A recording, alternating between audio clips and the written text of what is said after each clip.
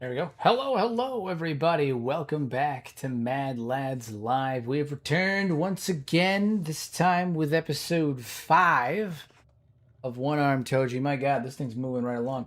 Although I guess technically speaking, this is more like episode 2.5, but to each their own. Yeah, we're back. We're back. Yeah. So we're still in the Fog Islands, doing our thing. I've made some brief changes to the way that the screen is laid out. I've added goal trackers for our the monthly goals on the channel, things that we want to see happen throughout the month, just so we can keep an eye on them as a community. I also altered the chat a little bit to be bigger and also go away after a while, so it's not constantly blocking up parts of the screen. Um, because I added in these trackers here that also take up part of the screen. So just to make things a little bit more visually appealing. So a little bit of change up on the UI, a little bit of a change up on the UI. So last we left off, we were doing some strength training with Beep, and we were doing some some combat training with Toji here. Toji's been doing a couple of laps in and out of Mongrel, trying to get real strong. Good afternoon. Welcome. So we're going out, we're fighting some Fogmen. We got to be careful, but we're also collecting Fog Heavy Heads because they're worth 1,200 apiece, and I could always use the money. So we're going out, fighting Fogmen, collecting their heads, saving up some cats. Right before we hopped off last night, we managed to get ourselves some skeleton tontos, got some better equipment that'll better cover Toji, so he maybe doesn't take as much damage. A new helmet, new pants. I mean, we're starting to get properly outfitted, which is obviously the goal. So we're gonna get ourselves nice and outfitted, nice and taken care of. Are the Dawn Guard lore accurate? Currently doing a mod playthrough of them. Seems interesting. Like the Dawn Guard mod, because I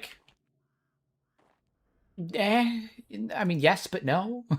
Theoretically, I suppose, but Dawn Guard are 100% lore accurate to Kenshi Trust. Exactly. Yeah, I mean, you're literally jamming a faction from Skyrim into Kenshi, so not totally, but within reason. Hold on, where's this? Fantastic. Okay. All right, let's go ahead and sell these heads here, and then we're gonna see if we can find a couple of bounty hunters to come with us. We're gonna go out into the fog and show some of them fogmen what for it means.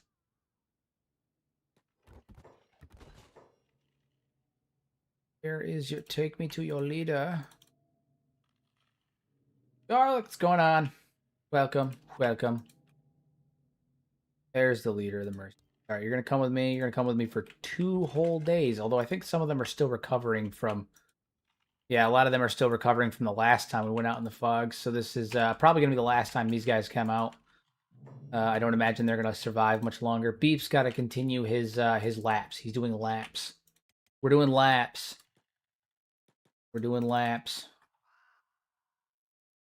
Not this way. I like going the other way. The other door. This one right here. We're gonna pop on out here. See if we can fight some more fog heavies and fog princes. And get some more cats. And it looks like the mongrel guards are out here too, which is cool. Alright, so jump in here. What are the stats on these guys? I mean, they got good stats, but I think Toji can, at the very least, assist. And if we kite properly, we should be able to get a couple of hits in. Ow, you a-hole. That'll do.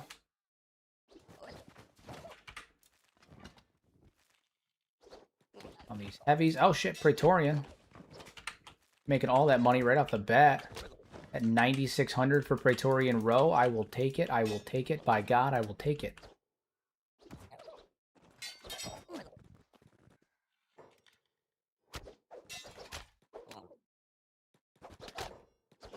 Kick his ass. Shout out to the mercenaries for being comically cheap for what they do. Literally. Literally, these guys charge quite literally nothing. They charge literally nothing.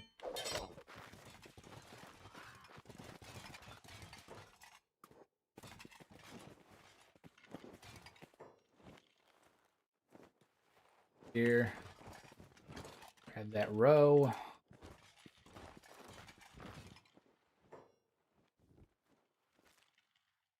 Fantastic. 2,000 cats to fight horrors beyond mortal comprehension. Yeah, kind of. Kind of. That's what you get for not wearing a helmet. The Praetorians don't wear helmets. You are correct. Your hatred of them is justified. I'll allow that one. I'll allow that one. Can't fit another one, can I? No, I cannot be. Oh, I can't even pick them up. God damn it! God damn it! Limited in the amount of money that I can get. Cats are cats. Cats are cats. True. True. Yeah, so we're hoping to get Toji's martial arts up here, and also just generally get him a good amount of money. Is that a reference to anything? What like the helmet thing or the cats thing? Because the helmet thing is just that Logic has a deep-seated hatred for hive soldiers for not being able to wear helmets. That's like the biggest thing. I don't know if I would say per se that it's a reference to something, but it's a reference to the consistency of the lore that is Logic. Logic's hated hive soldiers for pretty much ever. For pretty much ever.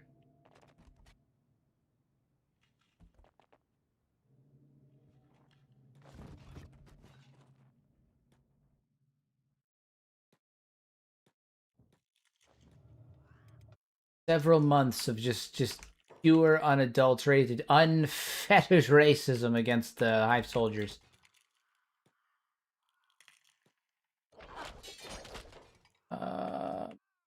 We're gonna help out with this. Also gonna see what Beep's up to. Has he made his run yet? He has. All right, back two. You gotta do laps all day and night, good buddy. All day and night. Them's the rules. Hive soldiers are underrated. I personally, it's funny because hive soldiers are actually one of my favorite. Like Shek are my favorite race, but like hive soldiers are my favorite hiver. I personally like their design. I do think it's dumb that they don't have helmets. Not that they can't wear helmets, that they don't have helmets. Because like, I think the Hiver Expanded mod kind of shows that like helmets are really not that hard. You just got to make a piece of metal that flaps around their dome. You know, it's not that dramatic of a feat. But you know, I personally think that their design is cool.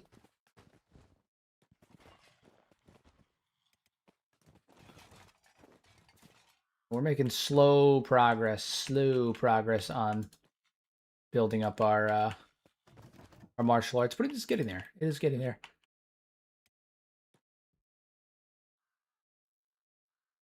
Beep is journeying. Yep, he's got his slow journey. Got to build up them strengths, get nice and strong. Pretty sure they're still down here fighting.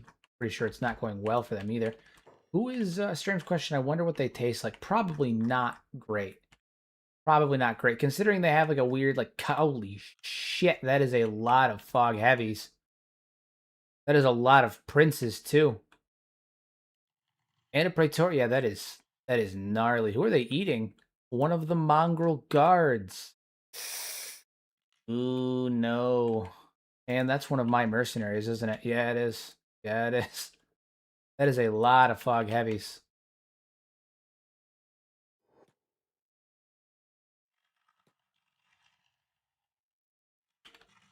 Not good. Not good at all. I think are these normal fogmen or are these heavies? I'm gonna grab a couple more.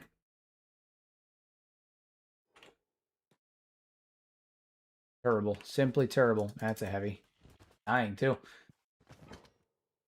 I accidentally paused the stream. I've been staring at the stream will start soon thing for 10 minutes. It's really funny. You're not... I feel like every stream there's one person that does that.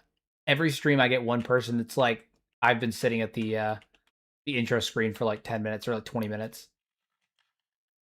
That's really funny.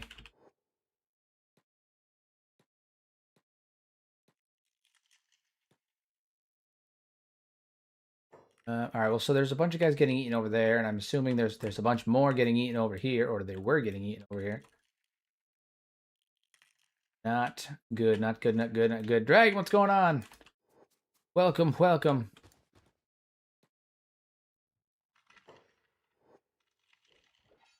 Combat has begun. The stream hasn't started yet. These are all currently pre-recorded. It's true. It's true. I'm actually coming to you on a pre-recorded line. None of this stuff is real. You guys are... I'm actually just a figment of your imagination. None of this is real right now. That poor man, this poor man is about to get absolutely demolished. Fine, though. It's totally fine, though. It's totally fine.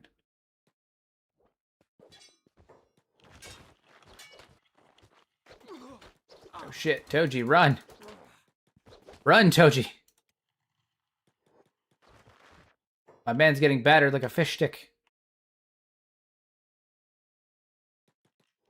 What is my favorite race? The Shek. I think the Shek are really cool. The Shek, then the Skeletons, then the Hivers, and then obviously humans are my least favorite.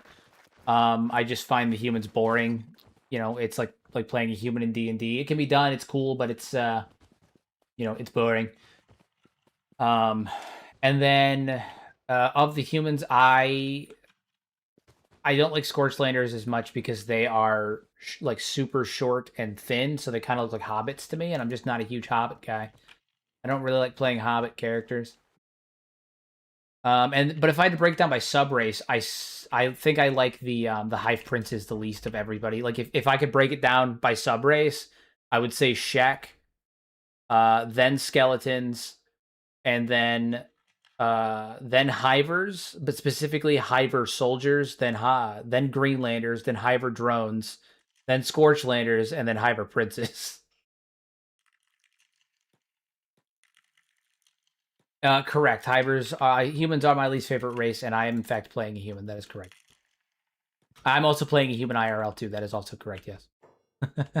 Both of those things are true. Two things can be true at once, and those are those things. Two of those things. So yeah, dude, just kick that man in the dome. Don't get kicked in the dome. That's stupid. Oh shit! Oh shit! Oh shit! Toji's not quite to the point where he can solo a fog heavy yet. I just think the concept of the Shek are really, really cool. Like the idea of people that have like bone armor plating, that's a really fucking cool concept. It's a really cool concept. What's not to love? What's not to love about that? You know? Super cool idea. Human beings that have evolved to have natural bone armor plating. Here doesn't really strike me as a furry. No. Nope, not me. Not for me. I'm not here to yuck anyone's yum, but not for me. Not for me.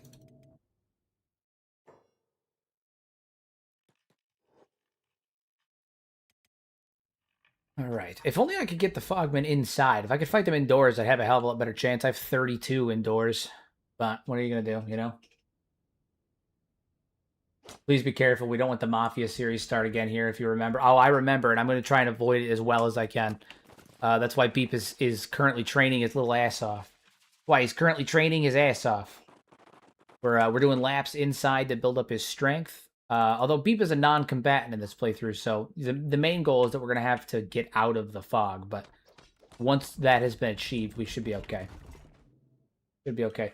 Aren't the Scorchlanders like master smiths and engineers? I don't know much about their race. The Scorchlanders are characters that have a propensity for stealth. They have a like a preference towards freedom and basically things that allow them to not be tied down to like society and whatnot. Like they prefer to be free. They have propensity towards stealth, towards athletics, towards assassination, all of that stuff.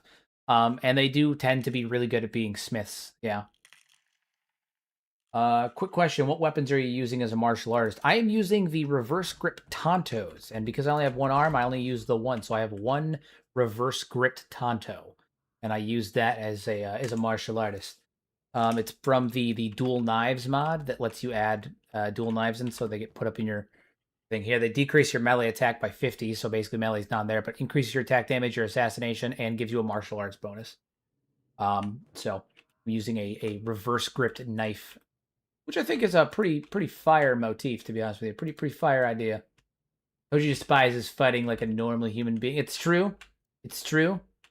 Toji doesn't fight like a normal person does. No, he fights with one arm and a reverse grip knife. He basically fights in the most inconvenient way possible. He has lost one arm, and he uses he mostly uses his feet. So he uses a reverse grip knife, but his primary method of attack is actually kicks. He does a lot of kicks and shit. So I feel like the assassination buff may not have the same effect it does normally. Correct. Although it's pretty cool when you see him do the animation for it with one arm, because he basically just takes the blade and then does like a reverse stab. He just shanks him from the side. It's actually pretty cool. What's the story of the character you play, and what kind of base are you going to build, if any at all? I am not going to be building a base on this playthrough. I'm going to be buying a house inside of a town. The story for Toji is that he is a bounty hunter that flies solo. He only has someone that travels with him because he needs someone to carry the bounty and carry his loot, which is what Beep's purpose is for, but Beep is strictly non-combatant.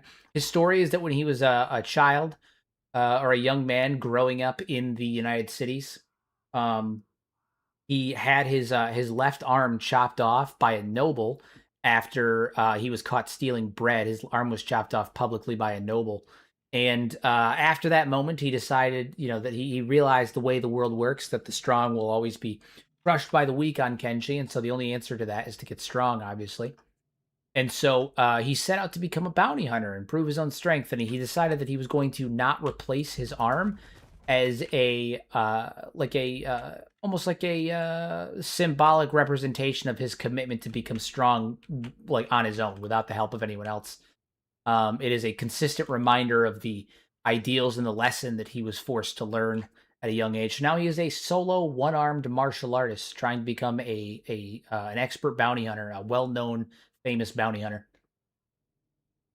Unless you're Beep, but also Beep is the strongest, so who knows? That's true, but Beep is probably going to be the physically strongest in this playthrough. He's going to get fucking absolutely yoked.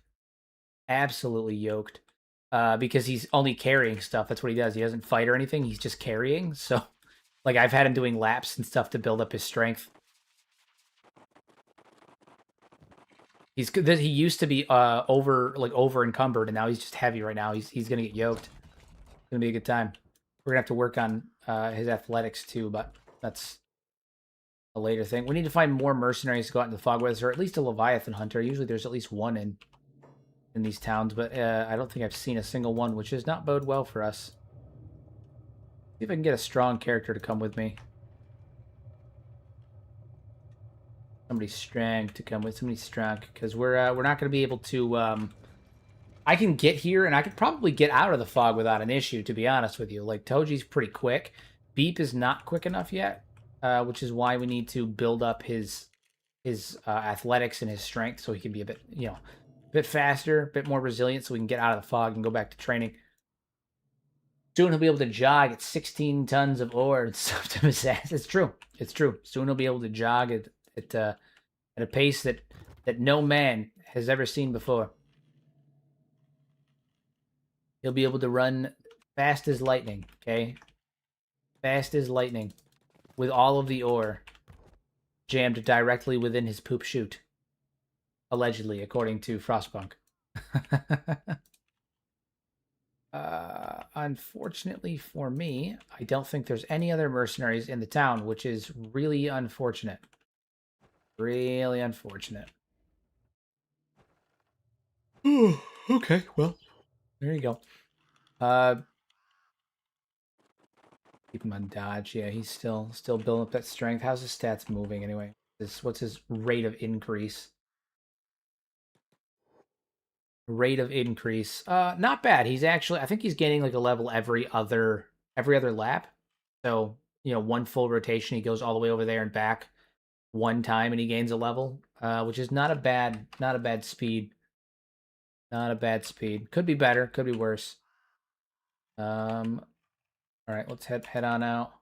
Continue our build up. Toji's strength is actually not terrible. It's 24. The problem is that he's got a decrease in strength skill because of his excuse me, because of his debilitating his disability. Hello, hello. Welcome, welcome. All right, let's see what we have here in the way of corpses. A couple that we can loot. We get as many of these heads as we can. Looks like some of those mercenaries actually managed to take a few of them down. Although not many. His lack of arm, but the less strength will help with training. And it's true. True. The handicap is part of the playthrough, though. That's like part of the whole. That's like the whole thing is that he's you know succeeding in the face of adversity and whatnot. He's moving forward despite the fact that he's at a disadvantage. What is it? Okay. Trying to figure out what would be the next move, the best next move right now. Obviously, we're still training up our skills. Oh shit, that's one of my mercenaries.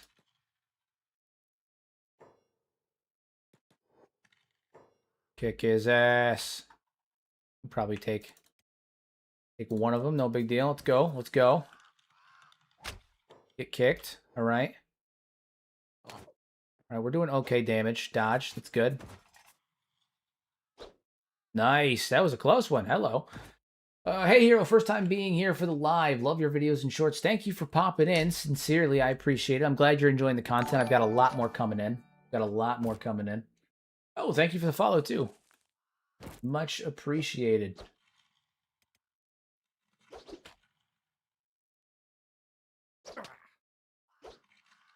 All right. It's all right. We can do this. Oh, yeah. Toji's taking a lot of stomach hits, man.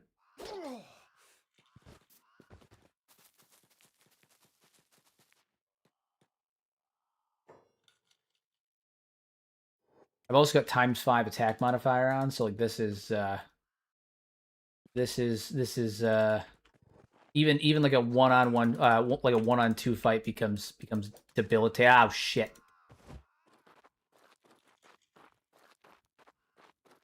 Okay, well. This is off to a great start. On the upside, I think we can do this if we manage to break some of the mercenaries. They'll be tied up with us out.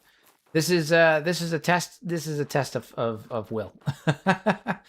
My guess is that Toji will fight the UC. I don't know what Toji's going to end up doing. We may end up playing Toji Mark IV here in a minute. We're going to see how this goes.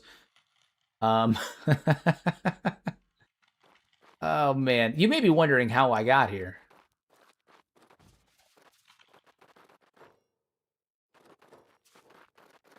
Did he just drop that guy? I think he did.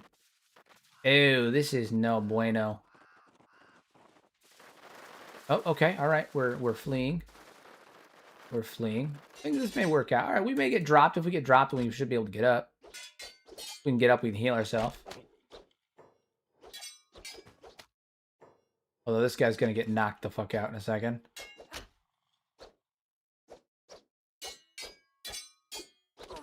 Yeah, he's down. He's out. Ah, shit. If Toji dies, is it beep solo? Maybe this becomes a solo beep run. Didn't plan on it. Yeah, getting out of this mess is going to be hard. And that's if Toji's not bleeding out by the time this is done. This is going to be devastating. Oh my god, there's so fucking many of them down there. Okay. Beep will solo. Maybe. This may get transitioned into a solo beep run. There's so many of them. Oh my god, there's so many of them. I do like that we keep going back and forth. What's up with that? We're on patrol now. Okay, the fighting has continued. The fighting continues. Wait. Oh my god, Toji's up. Yes! Victory! By victory, I mean survival. Run, Toji. Run as fast as your little legs can carry you. Run, good buddy, run. Hell yeah. Toji's a survivor. All right, all of this stuff is it just makes him stronger. Toji's a survivor. That is all. Toji is a survivor. The RNG blessed Toji this time. It's true. This isn't a repeat of the Blood Spider incident. The RNG was on Toji's side this time. Oh my god. Can't believe you didn't thank that kind Hive Soldier guard. I would have loved to. But you know, Toji was kind of in a get the hell out of Dodge moment. Kind of in a get the hell out of Dodge moment. Oh man, we're gonna have to go check on Beep with Sentient Sands here momentarily to see how he's doing in his training. How's his training coming along? Got to see how that training's coming along.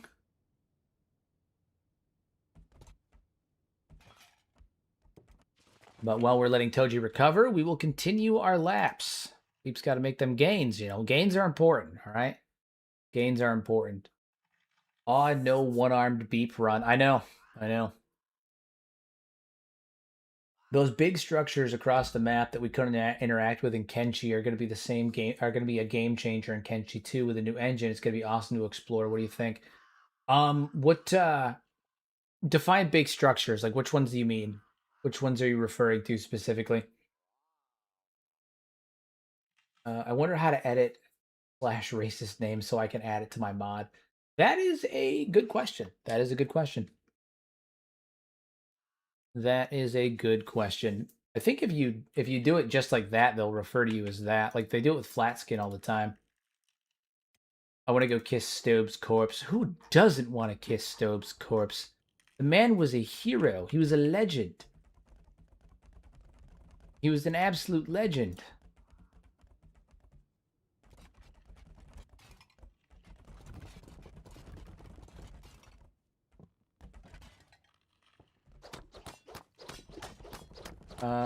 All right, Toji, get up and thank Bridget here.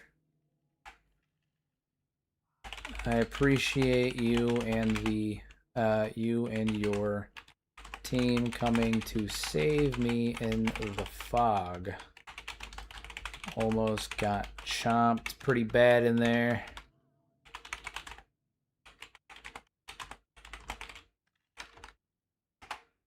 All right, gotta build those relationships. You know what I'm saying? Gotta build them up a little bit. Gotta say thank you because most of her friends died. Probably talking about the random buildings that are basically background ruins right now. Oh yeah, I mean, I hope that a lot of them are. I hope that a lot of them are interactable in some way that you can go up and in them and that kind of stuff. Like some of them are buildings and usable and stuff. That'd be really, really cool. Hey, here, I was planning on trying it, but what happens if a skeleton player character wearing a skin suit talks to Savant? I don't think he says anything if you're wearing the skin suit. I'm pretty sure if you talk to him, he just offers. He does the same thing where he offers to let you. You know, he teaches you the way of becoming human. Like you can join his ranks if you're a skeleton, and ally with them. But the skin suit thing isn't part of it. It's just that you can join his ranks and like ally with the skin bandits. Do you think that the skeletons would have learned about racism? If some other creature, if it was some other creature who created them, like say a Garu? Yeah, because I think that it was an independent thing that they came up with. It's word swaps under dialogue packages. You would be attacked. Mayhaps. Toji looks like a comic book anti-hero, kind of. He does kind of have that anti-hero vibe, doesn't he? Doesn't he? He does. You're right. You're totally right. Did she ever respond? I didn't see anything. Did she respond? Yeah. Crouch, sprout, squelch, screep, squap, scribble, scroob. I don't think she did.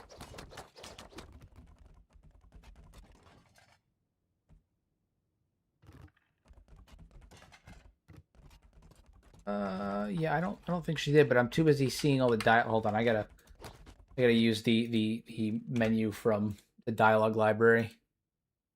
A to Z. To Bridget, right? Bridget. Okay, I appreciate you. We don't owe you thanks. I didn't ask for a thanks, you bastard. Uh, we won't leave a drifter to die in the fog. Okay, all right.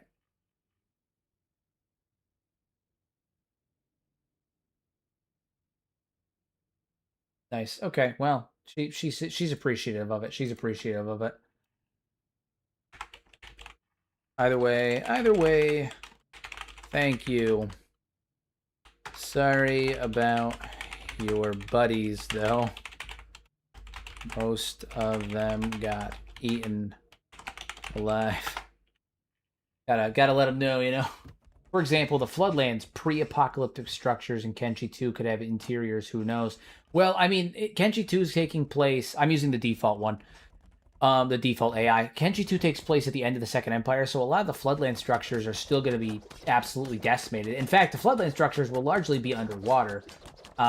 If the lore is to continue the way that it was described in Kenshi 1, a lot of the Floodland structures will actually be underwater. But I do know what you mean with a lot of the megalithic structures. Like, I think that over in like Black Scratch, that large pillar that's in the center, I really, it looks like a kind of control tower that like you could go inside of, right? Like it looks like the kind of thing that you could walk in. And there's several structures that are in Kenshi where like they're clearly just like giant ruined buildings, but they don't have interiors because they weren't ever, you know, like made to be one. They're meant to be like static ruins, but like they look like they should have interiors. Black Scratch being one of them. It's really cool. I hope to see more of stuff like that. How do you make Kenshi look like this? Really easy. Sorry, I missed your comment the first two times. Really easy to make Kenshi look like this, although my DOF is off. You just copy my in-game settings, which I'll pull up now for you so you can see them. In-game settings, graphical settings. Okay, very easy. Scroll right through them very slowly so you can go back and pause and see them. And other than that, all you do is install my reshade mod, which is linked in the description down below. Mad Lad's reshade preset on the Nexus. That's it. That's all it is. In-game settings and my reshade. That's all it is. I have no texture mods, nothing like that add in new textures or like replace the existing vanilla textures in the game. It's just that. Just that.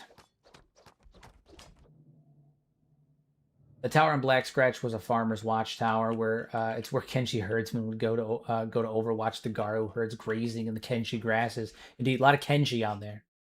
A lot of Kenshi. The Kenshi people, the Kenshi grasses, the Kenshi watchtowers. Probably work on my lockpicking if we're going to be going out into the fog. I don't think that's something I considered. I should probably be working on lockpicking. And while we're doing that, we're going to have Beep do his laps. Beep, continue doing his laps. He's up to 19 strength. My guy's killing it. I wonder what kind of quotes I should use when the races talk to Skull Dogs. So far, I have Skullface, Necrofucker, Skullcurd, File, and Drug Dog. Yeah, nope, those are good ones. Those are good ones. You nailed it. You absolutely nailed it. Those are good ones. Scully's good. The Scullies, call them Scullies. That's good. Those are good.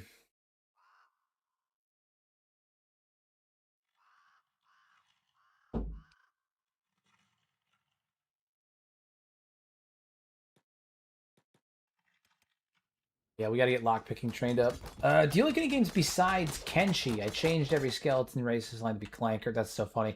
I do like games besides Kenshi. I play a lot of games besides Kenshi. Play a lot of games. I've been playing a lot of Baldur's Gate on the back end recently. I play Star Wars Battlefront a lot. I play what is it? Cyberpunk a lot. I play Total Warhammer 3. Play that one a lot. I mean, I play a lot. I play a lot of different games.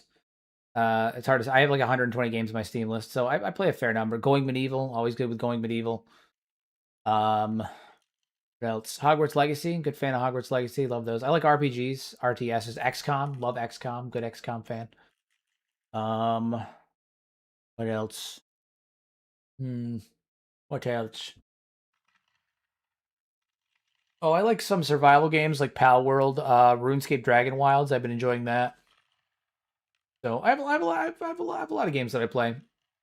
Star Wars Battlefront 2, I think I already said that, but just in case I didn't, big fan of that too.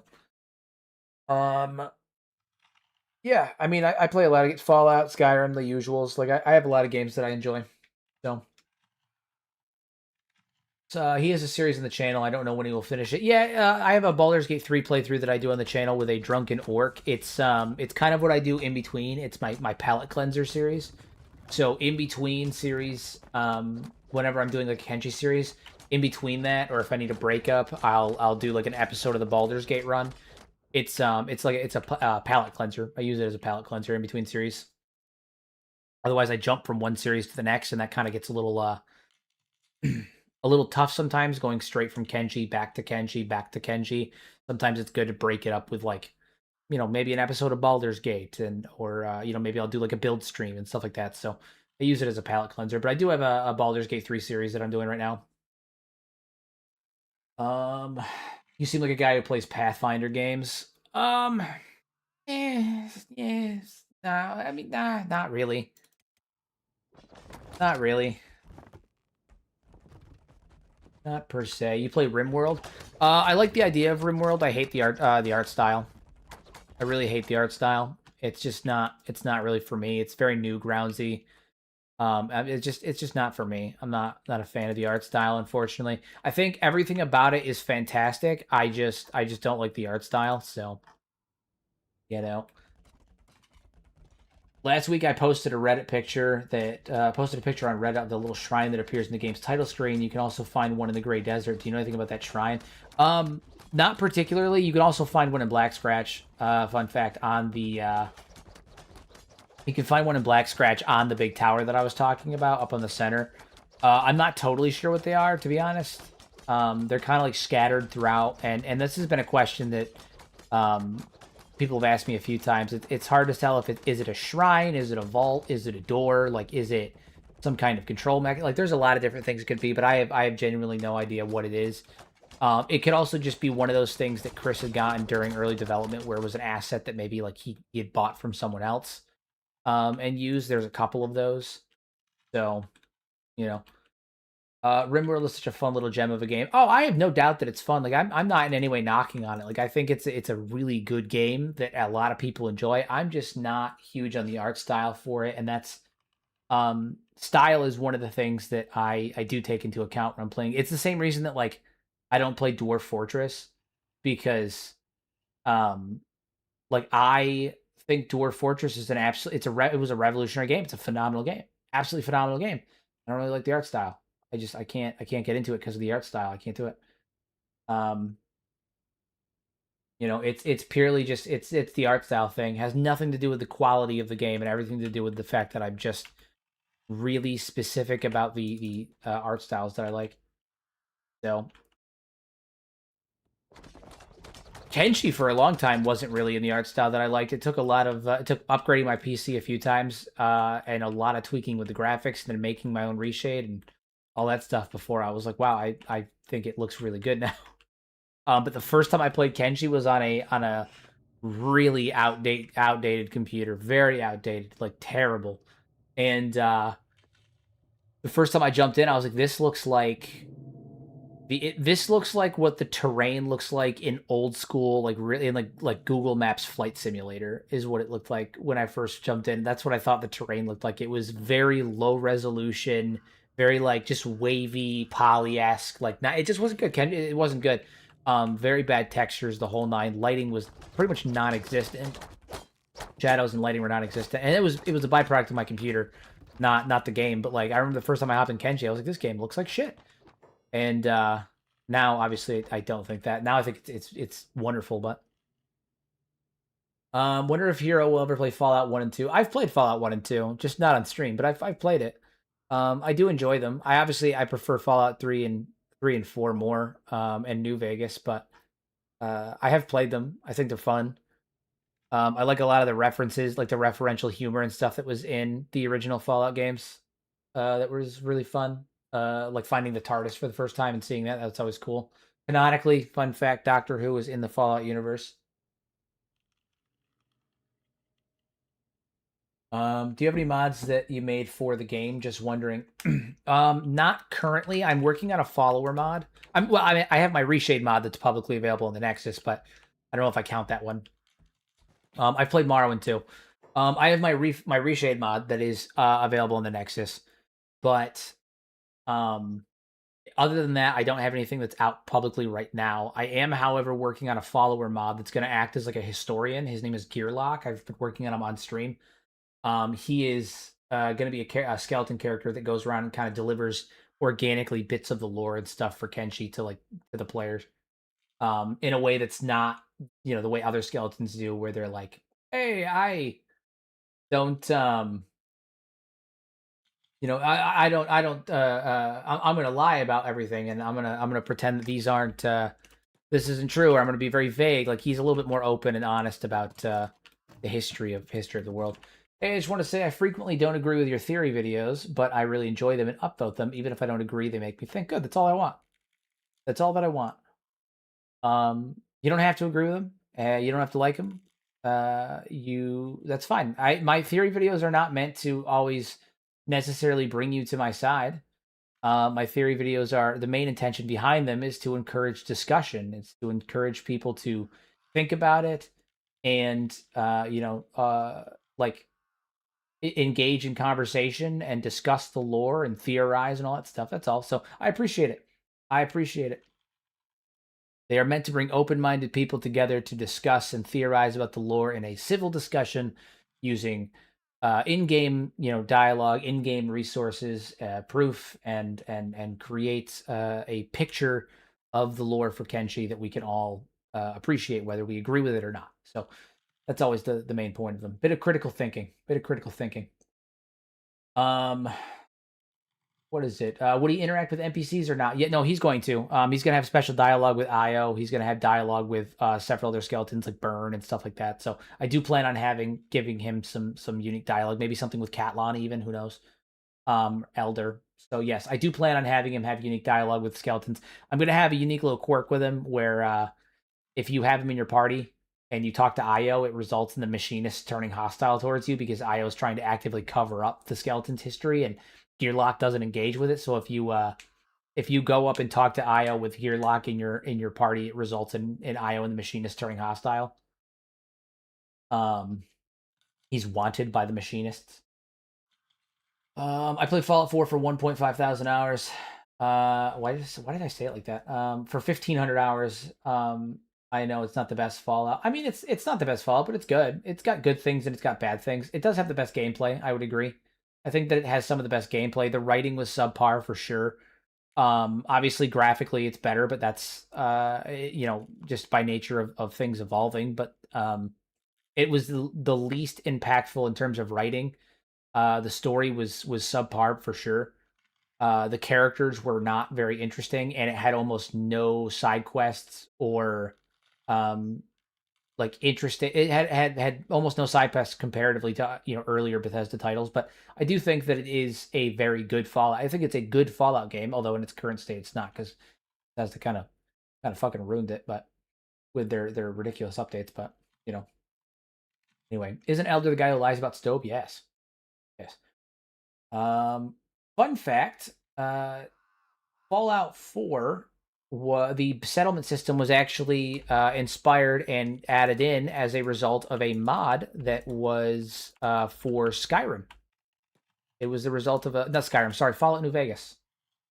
It was a mod that was created for Fallout New Vegas, and it got so much traction and became so popular and well known that they decided to create make it an actual gameplay feature in Fallout 4.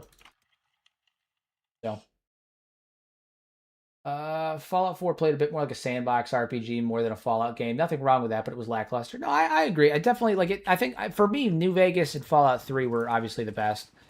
New Vegas, then Fallout 3, then Fallout 4. However, I do think it's interesting that all of the best Bethesda games are made by studios that aren't fucking Bethesda, but that's fine. The writing was certainly lacking. I felt no difference after the experience, like in games like as Cyberpunk or even just Oblivion's Dark Brotherhood. Indeed. Although Cyberpunk was, I think Cyberpunk now is phenomenal. Phantom Liberty was a fucking like experience. Phantom Liberty is an experience. Really good. Maybe I'll play Cyberpunk on stream sometime as like an in between stream. Love me some Cyberpunk. I doubt that because Bethesda hated New Vegas till recently when people started liking New Vegas and Bethesda saw money. I mean, people have always liked New Vegas. That's not a new thing. Um, Bethesda's only touting New Vegas right now because they're using it in the TV show. Um, so Bethesda. It's not even that they hated New Vegas. It's that they hated that people loved it, and they hated that people loved it. I remember that people hated New Vegas when it first came out. Everyone hates everything when it first comes out. You can't judge a game based on what happens when it first releases. Everyone hates everything when it first comes out. You can't. You have to give a game 1 year to settle in and for people's initial like expectations and hate to die down. You can't judge anything based any game that comes out based on the initial response. It's almost never good. Almost never good. You gotta wait for the fucking crazies to get out of there. Um, Cyberpunk had horrible reception, and a year later, now it was fixed. It's great, it's fucking phenomenal game, absolutely stunning. New Vegas got a lot of bad press because of the console glitches, especially on PS3. I mean, yeah, it's a buggy, glitchy game, but it's also a Bethesda game, and that's kind of one of the things that adds charm to them. They end up getting fixed, but in terms of writing, story, world building, New Vegas was significantly better, phenomenal. Cyberpunk was a religious experience for me. I fell in love with the game and the world from the first 5 minutes. Oh yeah, oh yeah. It was good. It was good. Even in its worst state, because I played it. I bought it in December, so shortly after it came out, and it was um still absolutely phenomenal. I mean, it was really good, even with the bugs, even with the issues. I still really really enjoyed it. It had its issues, but it was still really an enjoyable experience.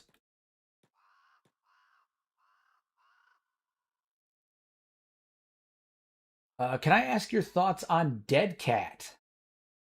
Yeah. So, I mean, you're gonna have to specify what you mean by thoughts on Dead Cat because I do have thoughts on Dead Cat, but you gotta like quantify the question a bit more. People say New Vegas was the most buggy, but I rarely ever have seen bugs or crashes, especially compared to four. I mean, it has its moments. I've had issues, some serious issues with New Vegas, and it's even worse on new systems.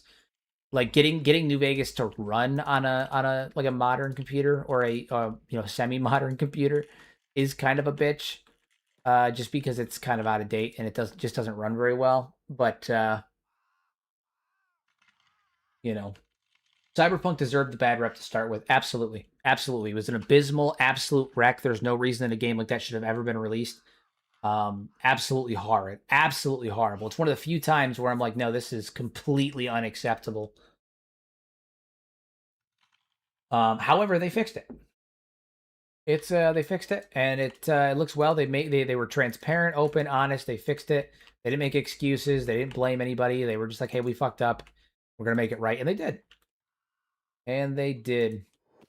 I haven't had many problems with New Vegas, so I don't know. I mean, I've had issues with New Vegas on other computers. I haven't run it on this one. I do have it. I just haven't run it on this one. But I've seen a lot of my friends have played New Vegas on their PCs and have had issues getting it running on modern systems. But even then, it's still a great game, bugs and all. I mean, bugs don't make a bad game unless they're unplayable. Like for instance, when Dragon's Dogma 2 came out and the game was unplayable, when CDPR dropped Cyberpunk in the first couple of days, the first couple of weeks were completely unplayable.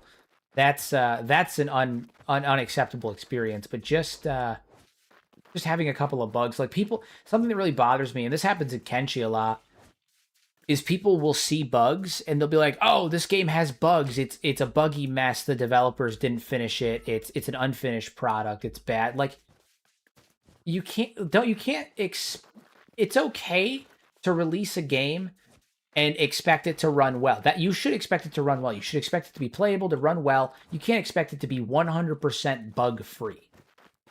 Right? Like you're creating a game in a vacuum where even if you have even if you have things being tested, even if you have things being assessed and tested and reports sending in and people are doing bug tests and whatnot and all of that good stuff, there is a level of quality that cannot be tested for in a vacuum until it reaches public release. once it reaches public release, you're going to get all the other stuff. Now, you as a developer have to ensure that the bugs that are going to come out are going to be nothing game breaking, which you can, figure out by doing some basic testing during development. But like some people, a game comes out and they get one bug and suddenly the game is like, this game is trash. It's an unbuggy, unfinished mess. I'm like, no, you're just really fucking impatient and kind of annoying. Like, it's okay to have bugs, having bugs in a game does not make it a bad game. Having a game that is literally unplayable, not subjectively unplayable, right? Literally unplayable, that's a bad game. Okay, sure. From my understanding, Dead Cat fell to the cannibals, but it's implied that they've always been in that region. Do you think they set up there to distance themselves from Catlan? So I think that. Well, all right. Let's go back to the Second Empire real fast. So at the end of the Second Empire, it wasn't like a dramatic, quick fall. The Empire didn't just fall all at once. It fell over time, right? It was a gradual secession of cities. It was individuals and cities and factions forming within the Second Empire, all saying like, I'm not doing this anymore. And that happened over decades or hundreds of years. People just kept leaving Catlan's rule more and more. And so what ended up happening, in my assumption with Dead Cat and all that stuff, is that Dead Cat was one of the factions that towards the end rejected Catlan, and they seceded from the Empire. And I think that Dead Cat was one of the factions that well, I said towards the end of the Empire. Let me backtrack that. Was one of the factions that seceded from the Empire that was up in the north. And when that happened, they named their faction Dead Cat as anti-Catlan. They were one of the original cities or factions that were part of the Cannibal Plains to the north. And then when the cannibals took over, we know that I talked about this a lot in the Tengu's Vault podcast. A lot of the ruins for the Second Empire up towards the Cannibal Plains form a perimeter around the Cannibal Plains, but there's not really any in the actual, there's not many in the Cannibal Plains that were like armories or defensive positions. And so that kind of lends to the idea that they weren't having an offensive campaign, but instead they were quarantining the area off. So my assumption has been that the city of Dead Cat was a city that was in the Cannibal Plains that seceded from Catlan's empire. The cannibals started, because we don't know when the cannibals actually happened in the history. Like, we don't know if they happened early, middle, or towards the end. The cannibal threat started happening. The empire quarantined off the Cannibal Plains and basically took a defensive position. No one goes in, no one goes out. They locked it down, and Dead Cat was overrun by cannibals. Some people have said they think Dead Cat fell recently. I personally don't think it did. Almost all of the ruins, almost all of the areas that are owned by the faction of Dead Cat, with the exception of like the fishing village to the north, are ruins.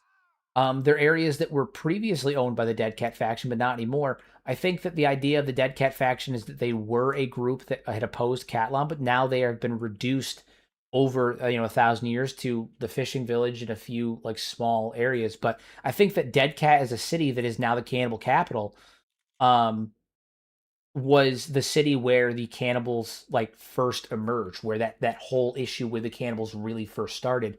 And I don't think that city fell recently. I think those ruins are ruins of the city that used to be Dead Cat, because the cannibals are degraded. They're mentally degraded. They're genetically degraded. They're not very smart, as a byproduct of the tainted crops that created them, and then the genetic defects that happen afterwards from what is likely large amounts of inbreeding combined with prion diseases that have been short-circuiting their genes and causing them to literally be genetically damaged, inbred like morons, effectively. And so it's not like they have like an in-depth understanding of architecture or infrastructure. So like they're not rebuilding the buildings. I think the ruins that are there are just ruined buildings from 1,000 years, 1,000+ years ago. I think that Dead Cat is a settlement that is the ruins of a settlement that was there prior to that, and that the cannibals actually emerged from Dead Cat, from the cannibal campaign, from prior to the cannibal campaigns in that city. So that's my thought on that. Sorry if that was a little spacey. I was trying to throw a lot of information in there without like diving too hard into the paint, but I kind of jumped around a few times. So I bet they've also got prion disease from eating human brains for generations. Well, yeah, that's what I'm saying. Like they've got tainted crops, and then they've also got prion diseases like Kuru and shit like that from eating human brains and eating people for thousands of years or 1,000+ years. So, um, do you have any theories on the cannibal scabs, specifically the fact they're a distinct race with slight differences puzzles me? No, I don't. I don't have a. They're not a distinct race. Let me clarify on that because they're a distinct race in the game files. They're not a distinct race in the lore. The cannibals are human. Uh, the humans, like the cannibals, they're not a distinct race in the game in the lore. They're a distinct race in the game files, and it's because they have a unique body texture.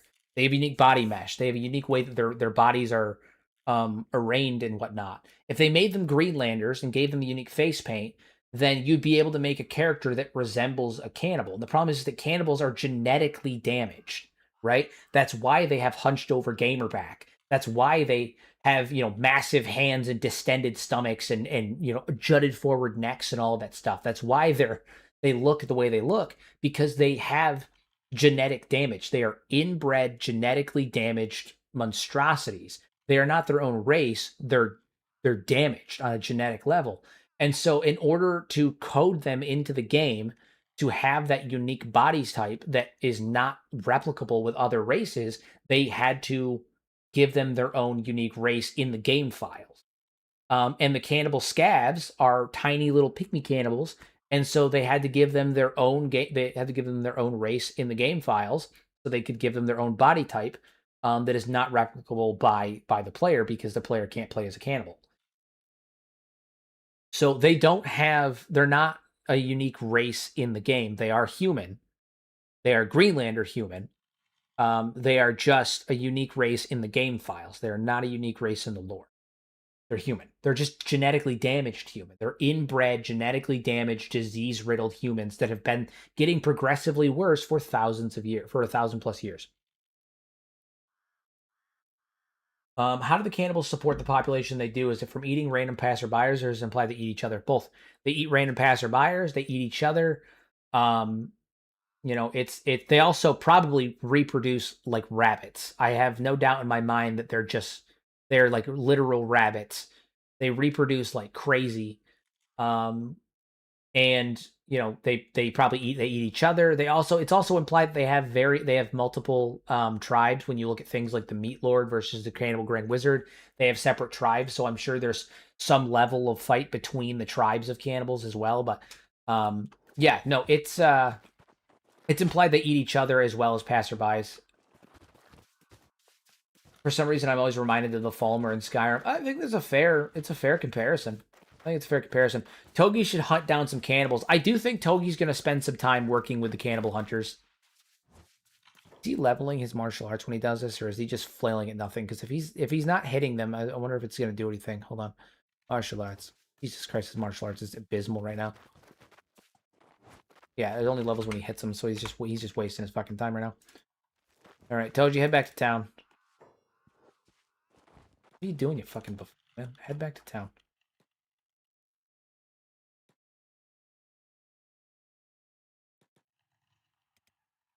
Speaking of genetics, I'm curious about your thoughts on the eye shine of the Scorchlanders. Oh yeah, it's easy. So the Scorchlanders are okay, so the Scorchlanders are not like the byproduct of experimentation as far as we know. They are a natural like progression of humanity to fit in with environmental factors. So the Greenlanders come from greener, more tepid areas that are, maybe lower in temperature, higher in humidity. They look like normal, like human beings that we know them as. Whereas the Scorchlanders are shorter, they're more compact, they have glowing eyes, they have darker complexion. Although the complexion doesn't make them not normal, it just is, comparatively to the Greenlanders. You guys know what I'm saying. My point is that they're the byproduct of environmental changes and their body adapting to environmental changes. It's the same reason that like people from Africa tend to have darker skin, because they needed that to deal with the intense heat. They needed it to deal with the intense rays of sun that they were facing in like the savannah and that kind of stuff. Whereas people that are in colder climates, in European climates, in more rainy areas and whatnot, with less access to the sun, less heat, less sunshine, all that stuff, tend to have more pale complexions. It's the byproduct of adapting to your environment. So the Scorchlanders are presumably from some of the hotter areas of Kenshi, some of the more areas that are exposed to the sun more, and that would mean deserts. And one of the things that happens in desert areas is during the day it's super fucking hot, and the sun is unavoidable, and at night it gets very cold and very dark, very very dark. They also have a propensity for being able to move quickly, for assassination, for all that stuff. And so it's kind of implied that their eyes allow them to see better in the dark, to, they can move throughout the terrain a little bit better. Their skin protects them from the sun, protects them from the heat.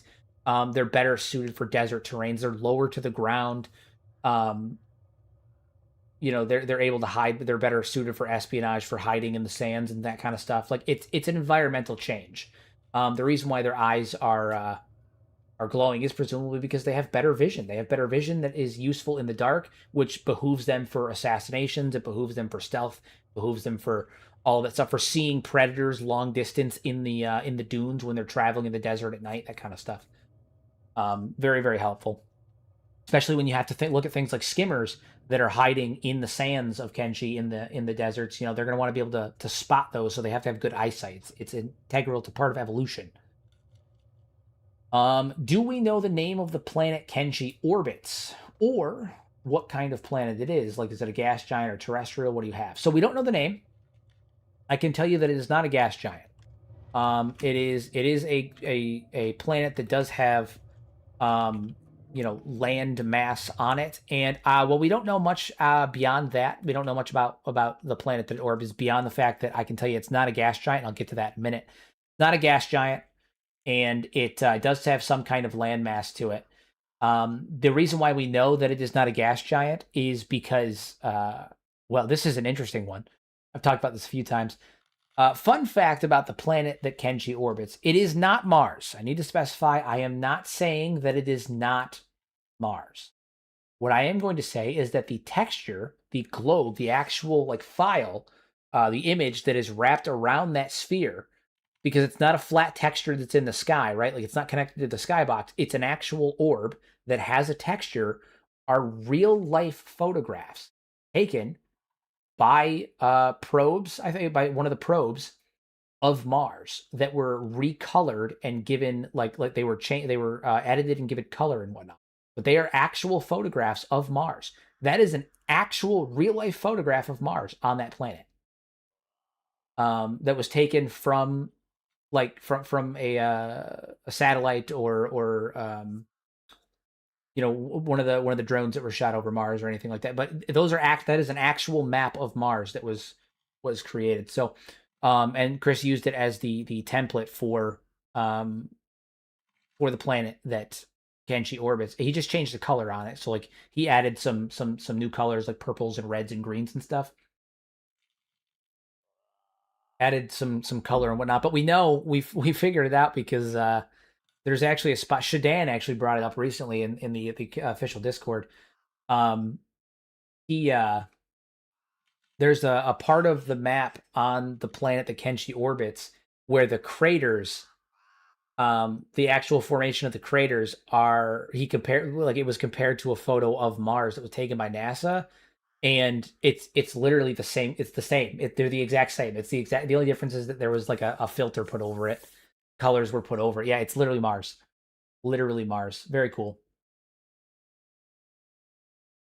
Very, very cool.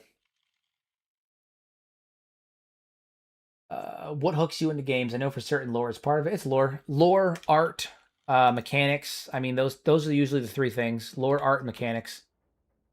Lore, art, and mechanics. I need food. God damn, I need food. Over here. Beep have food still? He does not. We'll buy some food actually then. Beep, continue your training. Up to 23 strength, not bad. Athletics is getting up there slowly. I don't think he has does he have an increase in athletics because of his encumbrance? 18% higher. Yeah, so he's getting there.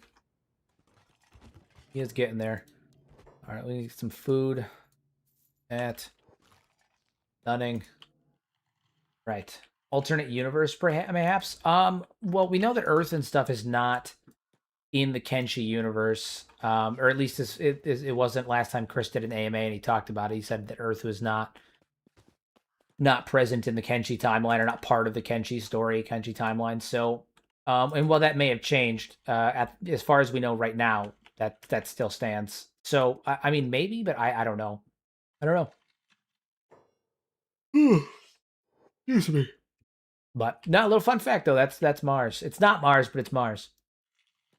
It is not Mars, but it is Mars.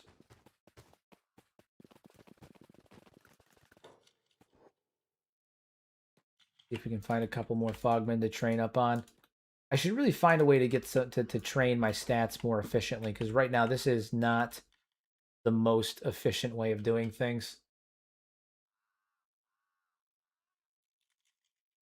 Not Mars, but SRAM, which is totally different. True. True. Video game art is some of the best out there. Love that they use concept arts for the loading screens in Kenshi. Oh, you do using concept arts for loading screens in any game is always like a win for me. Always a win.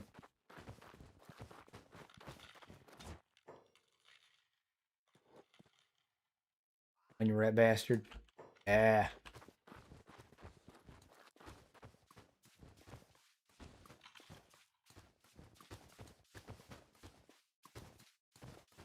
Come on, Toji, throw a punch already, man. What are you doing? The official name of the planet is Mars, not Mars. It's true. The name of the planet is not Mars. It's home of the Nartians, the not Martians.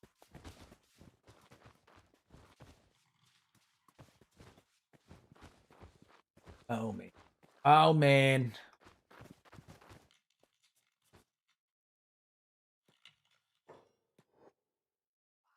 God damn it, Toji. Throw a... Fuck you, man. All right, I do think we need to move on from the Fog Islands here for a bit, because I don't think we're gonna get we're gonna have any real any more major success out here currently. It's a we dangerous Scooby-Doo shenanigans. That's what I'm saying. That's what I'm saying.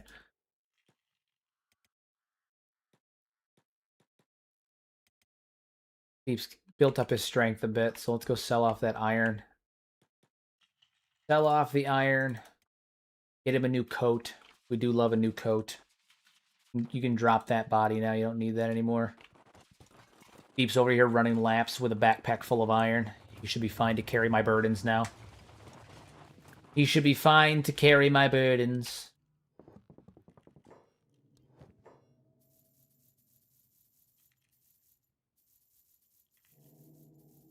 You know what? I'm a fool, actually. I didn't consider doing something that I probably should have.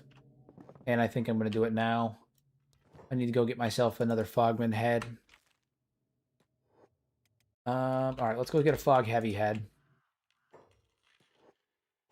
I have an idea. By God, I have an idea, but I need a head to do it. From the land of the meat eaters to the land of the meat eaters in the north. Yeah. Oh shit! Oh God, we crashed. Fucking Kenshi, man. That was quick. Just gone. Happened so fast. It was so fast. Happened so fast. That's fine. I haven't done an import in a while. We'll do a quick import. These things happen. It's Kenshi. Wouldn't be Kenshi if the game didn't crash. I'll do an import, and then I'm going to have to go rename Toji, because that's what it makes me do every time. Good news is that it auto-saved just a couple of minutes ago, so... It auto-saved literally just a few minutes ago. No big deal. I think it auto-saved right as I was having Beep go sell that stuff. That's insane. I don't think I've ever had a crash. I am running many mods. I am running many, many mods. I also have my graphical settings up incredibly high, so like crashing happens sometimes, you know? Crashing happens sometimes. If I was running strictly vanilla Kenshi, I don't think I'd ever crash. But I have a lot of mods on, and my graphical settings are quite high, so... do I still have all of my iron? I do. I do. Oh, I didn't have to rename Toji. Hell yeah, he stayed as one-armed Toji. We love it. We love to see it.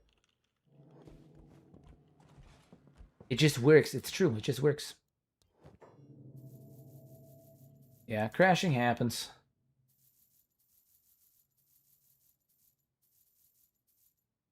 The only times I've crashed is when I do Shift F12 and accidentally move a map 3 million miles away.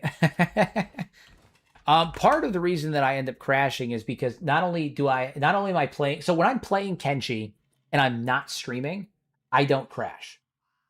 I almost never crash. But when I'm playing Kenshi and I'm streaming, I'm playing it. Uh, I have high graphical settings. I am streaming it to both YouTube and Twitch, and I'm recording it all at the same time. So, like all of that ends up causing some extra CPU usage. Plus, my CPU is it needs to be upgraded. My CPU is the last part of my PC that needs to be upgraded in the more immediate future, and that's the one upgrade on a PC that I'm always like, fuck, I don't want to do it because I have to replace the motherboard too, and it stresses me out. So that's kind of where I am with that.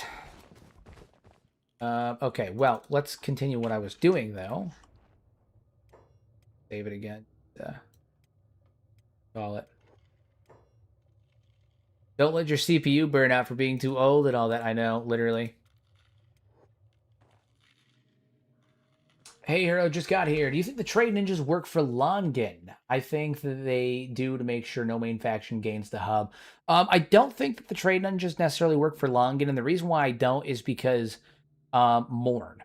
So Morn was a city that was owned by the United Cities. It was a slave city that was owned by the United Cities, and um, the city experienced, it was raided by the slave hunters, by the anti-slavers, I mean, and it was also experienced a slave revolt, and they killed everyone that was associated with the Traders Guild, and now the trade ninjas run Morn. The trade ninjas and the tech hunters run Morn. I think the trade ninjas are a subsidiary of the shinobi thieves and the tech hunters. Like, I think that they're a division of the shinobi thieves that work alongside the tech hunters. I don't think that the tech hunters work directly for Longin. No, the tech hunters have been employed by Longin for tech recovery, but that's more as an independent third party that's working with the UC and the Traders Guild as direct, instead of directly answering to them. They're more like independent contractors. Yes, that's what I needed. Yes. Okay. You, Leviathan Slayer. You are mine now. Come hither. You work for me now. I wanted a Leviathan Slayer. This being forced to import may have actually worked out.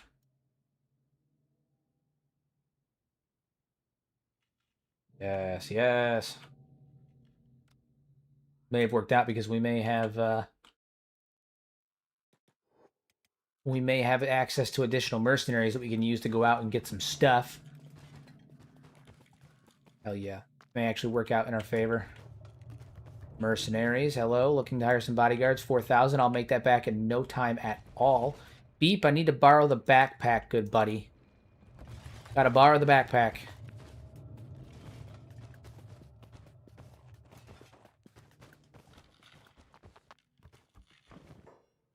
I will take that. You can go ahead and hang on to the sleeping bag for right now.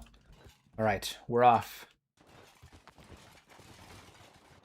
Stunning. Are there any good base locations nearby that you build at? I personally like the top left of the city. So my favorite location to build in the Fog Islands is right here. Not right there, sorry, right here. Or the one that I built at during my dwarf playthrough, right here. This is such a good spot to build. Everybody that was around for the dwarf series would recognize it. This is such a good spot. We had a great fucking time there for the second half of the dwarf run after we got kicked out of our house, kicked out of our city. Karak Vashu stood there, and it was magnificent. All right, we're going to go fight some Fogmen now that we have both Mercenaries and Leviathan Slayer to back us up. And we're going to shove all of the heads of these Fogmen into the bag. Into the bag.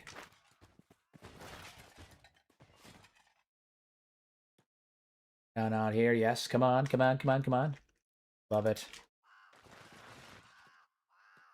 I am excited by it. Yes! Come one, come all!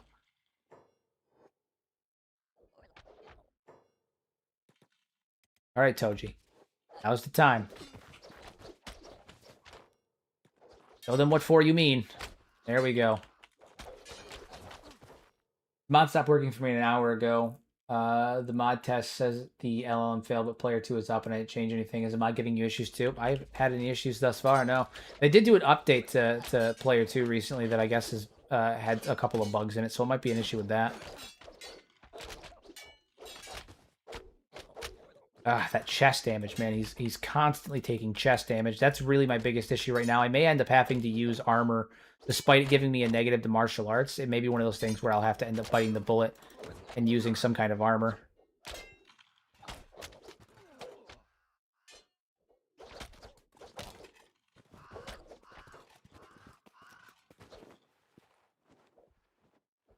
Yes, kill them all. Kill them all. Although we're actually looking for like ones that are worth like actual money right now, not these small fry, but you know, it's fine. Fine.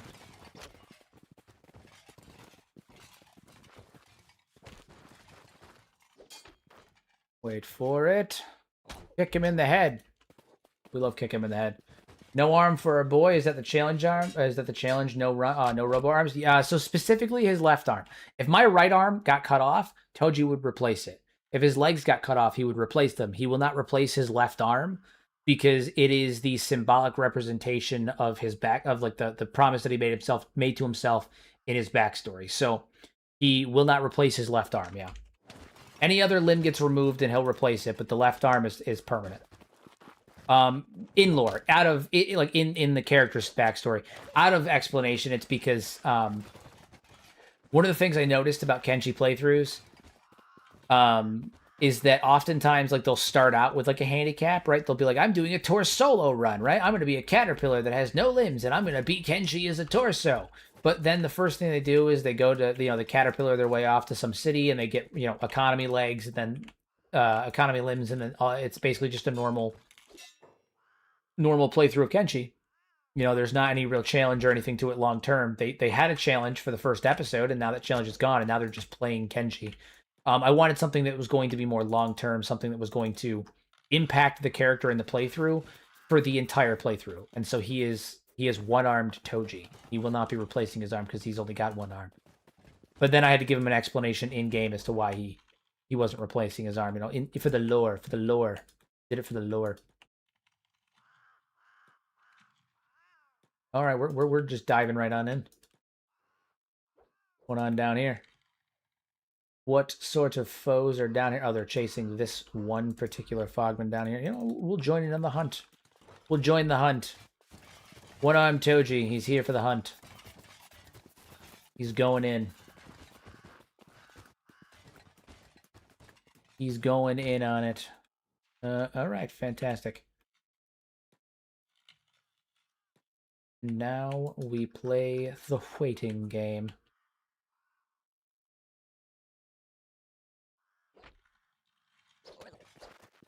Down here? Yeah.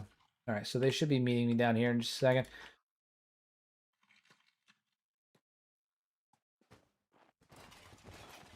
Good. We've got our Leviathan Slayer. Our mercenaries are not doing too terrible. Beep, how fast can you move right now? What's your speed, your movement speed? Good enough. I think we're going to take this opportunity to try to get the hell out of here. That's what I think.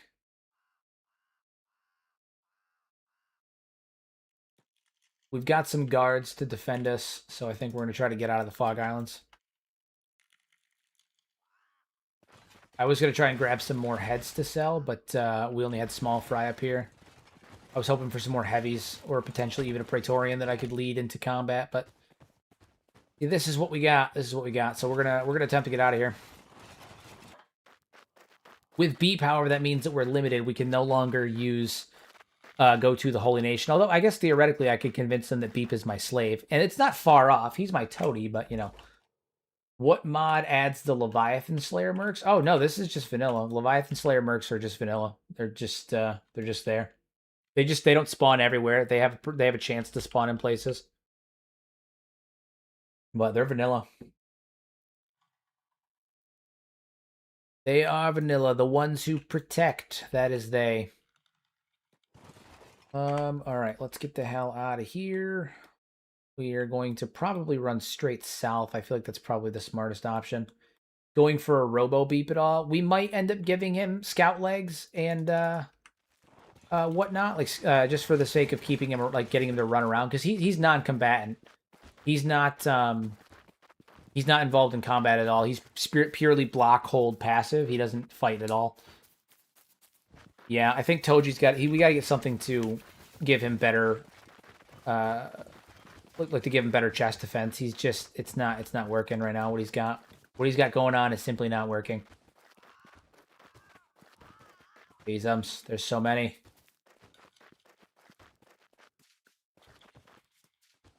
Holy shit!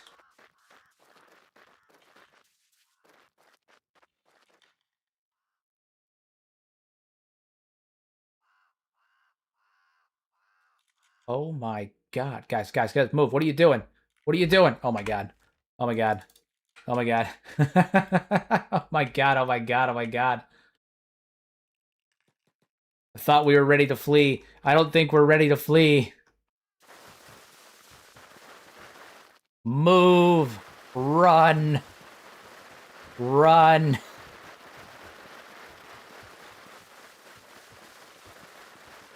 We are just fast enough to get out of here. We are just fast enough to probably escape them.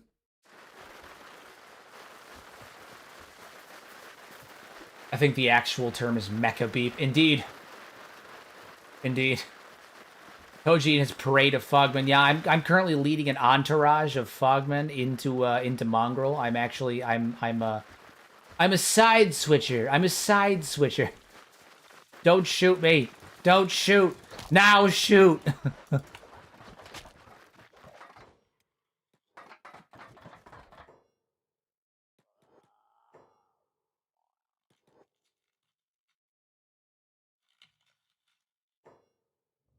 Okay, well, that didn't go very well. I was hoping to make it out of there. That didn't happen. But that's okay. Probably. Oh, man. All right, Beep, go see if we can talk to one of these merchants and see if we can get... we gotta get a chess piece for you. Trade. Okay. Anything that increases anything. The martial arts stuff, give him better dodge. We can use some better dodge. Basically just gonna be dressed like me. Yeah, that'll do. Give me assassins. Assassin's gear. That'll do.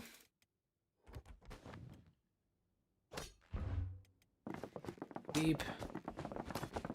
Who's the strongest recruitable character? I mean, physically the strongest, it's Agnew. I'm pretty sure it's Agnew. Agnew comes recruitable with 50 strength. Absolute monster. What's your favorite early game moneymaker? Bounty hunting. I don't do too many cheese runs or anything like that, but usually it's bounty hunting. It also depends on where I start. There's different methodologies that you can use for different areas. Like I like going to fight the Band of Bones, turn in Tor the Fearless, sell all their gear and crap like that, then working my way around, but it depends. All right, so we got Beep now. He's got decent athlete. He's moving a mile an hour faster than he was before. Toji's resting because he took kind of a beating. Took a bit of a beating. Take this Fogman head. I'm going to see if I can sell this Fogman head to somebody for more money than it's worth using.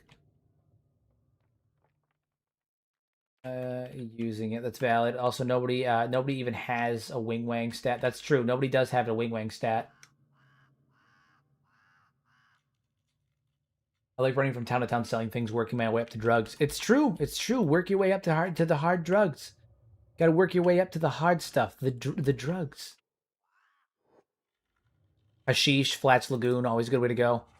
Can't ever go wrong with selling hashish at Flats Lagoon. You just can't. It's just top tier.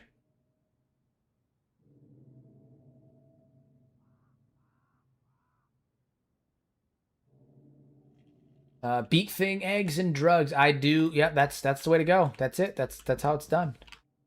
All right, I'm gonna have Beep here. I'm gonna. Oh no, I can't have Beep do it. I gotta have Toji do it. God damn it. Fine. We'll move to 5 times and then have Toji come do it in a second. Actually, here's what we'll do. We'll have Beep switch places with Toji. There we go. Okay, Cameron. Hello, fellow No Hive. I'm going to include his beeps in his mannerism. Beep. In his discussion. Got to include the beeps. Got to include the beeps.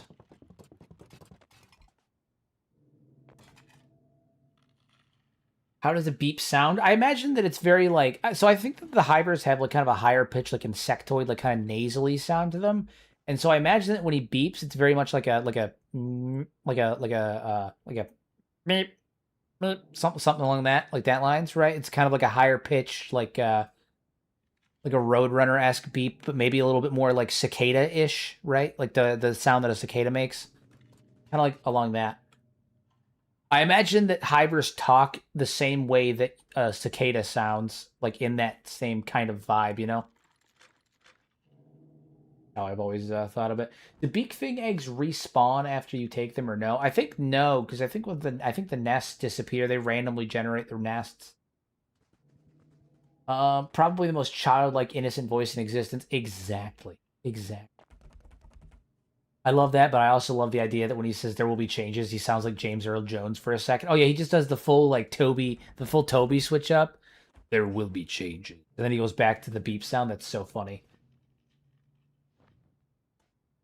I do think that the dialogue in Mongrel gets a little fucky sometimes because there's so many people screaming and begging for their life. Let me check the dialogue tree and see if that worked. What's this guy's name? Cameron? Miss Cameron? Alright, we're gonna go down to the K's. Where are you at? Where are you at?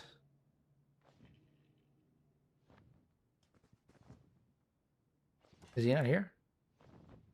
I don't think he is. I don't see him, which is weird. Yeah. Nope, I don't see him. Interesting. Interesting. All right, well, fine. Fuck that guy then. Fuck that guy then. Hey, Vivio, what's going on? Welcome, welcome. Put Toji back in the driver's seat. Have him come try it. Trade with Beep real fast. All right, give him the head. We're going to talk to Cameron here. Actually, you know, we're not going to talk to Cameron. We're going to talk to Bark. Oi! Told people here buy Fogman heads for decent money. Got myself a dead hive head here. I'll sell it to you for 1,000. I want to see if I can upsell them. Let's see what we can do. Hey, Hero, do you know that you can regenerate their biography and it'll take the conversation into context? I've been rewriting characters as I go. That's I did know that actually. Yeah, I did know that because I did it once before earlier on in the playthrough, and I saw that it had taken into context our conversations previously. I should actually probably do that with Beep now that I think about it.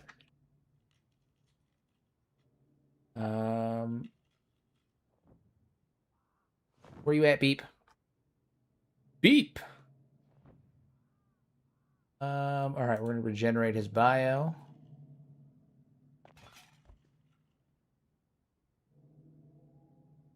Yeah, because then they'll start to remember conversation better and all that stuff and take it into account. And their personality will adapt depending on the conversations you've had. Indeed. Beep, my good sir. Literally. Yeah, dude, player 2's being stupid tonight. Having some weird issues with it. There we go. Okay. Okay, yeah, he's got a lot of stuff going on here. A lot of stuff going on there. He was forged in the depths of a hive factory beneath the great desert. Interesting. Interesting. That's what they say. That's what they say. Probably not, but maybe. Maybe. Recent encounters with one-armed Toji have cemented a functional bond. Beep now serves as the group's backpack bearer, guarding loot with the same zeal he once gave the Hive supply line. Ever watchful for both Hive patrols and human. I'm using the free one because I don't pay for. I'm not gonna pay for an AI that I'm not gonna use for anything other than the series. Maybe later on when the channel is like really taken off financially more. But like right now, it's not. It's not like there's no ROI on doing that for me. There's not enough ROI for me to do that. So I use the free one that comes with Player 2. It's okay. It's not the great, but it's okay. Player 2 thinks every non-human is a robot. I have noticed that it tends to think that a lot of non-humans are robots. Although I also there's the bug juice comments. So I mean, I've had hivers like recognize that they are not skeletons. They are in fact hivers. I have had that happen. So I've had both happen. You know, kind of varies. Kind of varies. Angelo, the Fogman, the Fog Heavy. Come hither, Angelo. Let us do glorious combat. Ow, he blopped me. He bropped me bad. Let us engage in glorious battle, Angelo. Get bowed. What we like to see. Dropping elbows on Angelo. That's what we like to see. That's it. That's the good stuff.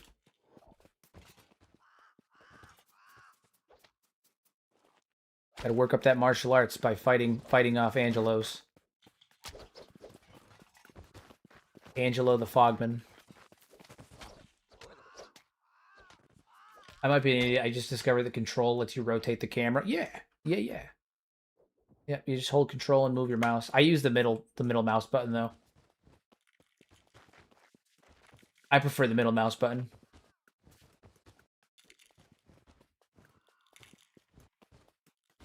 I am preferential towards the middle mouse button.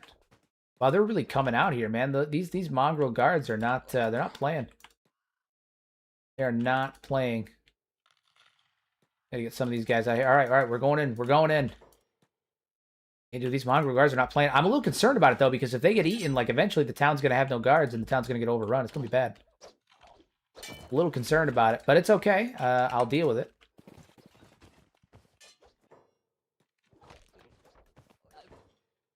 All right, and this is a good opportunity for us to make some money. Some money. Money.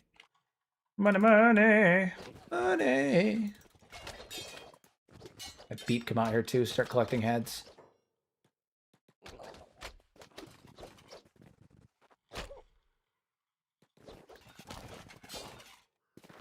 Good. Beep's got to work up that athletics anyway.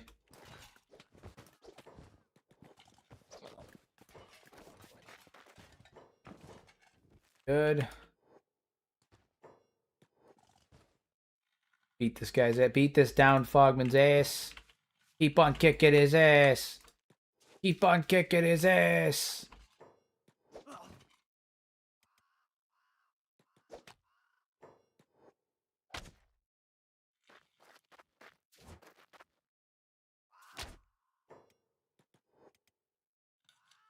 All right, we're making some actual progress now with our combat abilities. It looks like we're actually fighting a bit. This mod sounds really cool, but it looks like the LLM could be cheesed really hard. It can be, which is why I don't recommend using it as the like I've said in almost every episode, I don't think it's at a point where you can use it as the central like focus of your playthrough. You can use it to supplement your playthrough, to give your characters a little bit more role play, to build relationships between characters, to maybe add some more dynamic with like being able to use your reputation to leverage getting more for bounties, for buying and stuff. It's very much a supplemental mod. It is not something that I would use as the focus of your entire playthrough right now. No.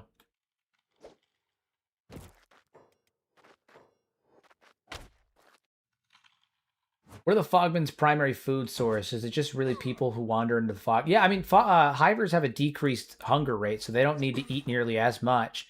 And they probably just eat. They also eat their own, eat their own too. Like they don't just eat only. They don't eat only like people in the fog, they also eat their own kind, so they are not above cannibalism at all.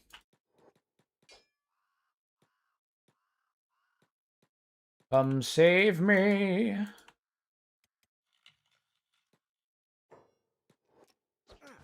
Dude, we gotta get your dodge up here. What the hell is this, man? You're not dodging for nothing. Gotta work on that shit.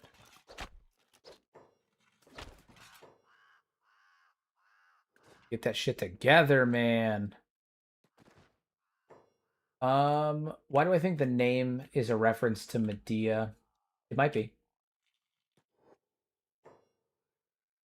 I don't know what you're talking about, but maybe. It's funny that the names of the Fogmen are screaming, wailing, and one of them is also named Angelo. Yeah, beating up those Angelos, man. Got to beat up the Angelos, apparently.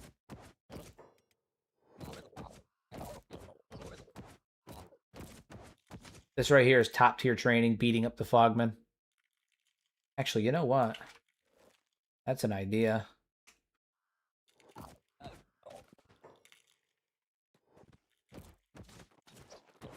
Oh, shit.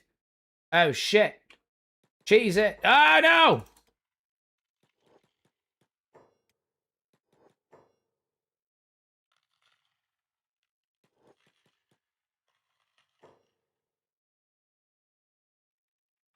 Toji, not again! I know, literally. Toji, get up, you bastard! Beep is in trouble. You need to flee. Oh, dude, I think the Fogmen might be storming the walls here. Oh, they're trying to, that's for sure.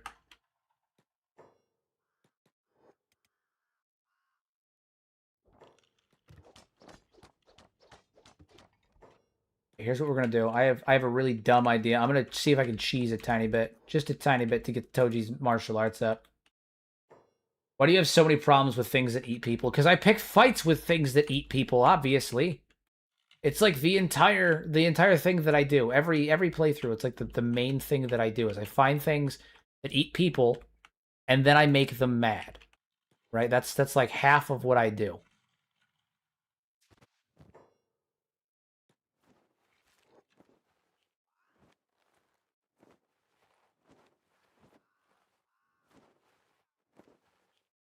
Bleeding to stop. Okay, all right. Here's what we're gonna do. I'm gonna attempt something really stupid. Really, really stupid.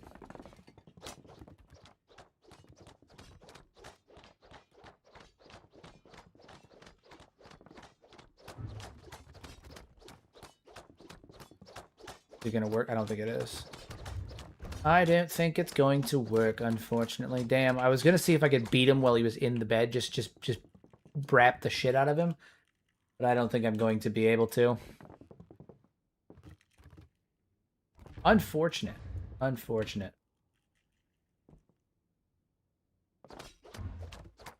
Well, I'm going to take your head then. Oh no, he died. I think you only do that with animals. Yeah, that's kind of... I was wondering if I might be able to do it with Fogmans, but yeah, animals seem to be the only one that you can do it with. Noted. Noted. Noted. Was worth a shot. Was worth a shot. All right, Beep, go ahead and pick that thing up and just put him down. Pick him up and put him down.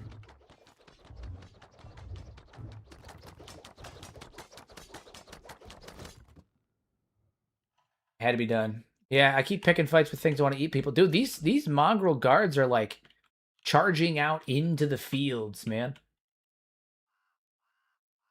Let's fight the cannibals for the 25th time in a row. I mean, let's be fair. I haven't fought the cannibals 25 times. In the dwarf playthrough, I never fought the cannibals. In the Nugget Mafia playthrough, I don't think I fought the cannibals. And in the Sith Reborn playthrough, I did fight a lot of cannibals, but at a certain point, they weren't really a problem anymore. They were just like a minor inconvenience.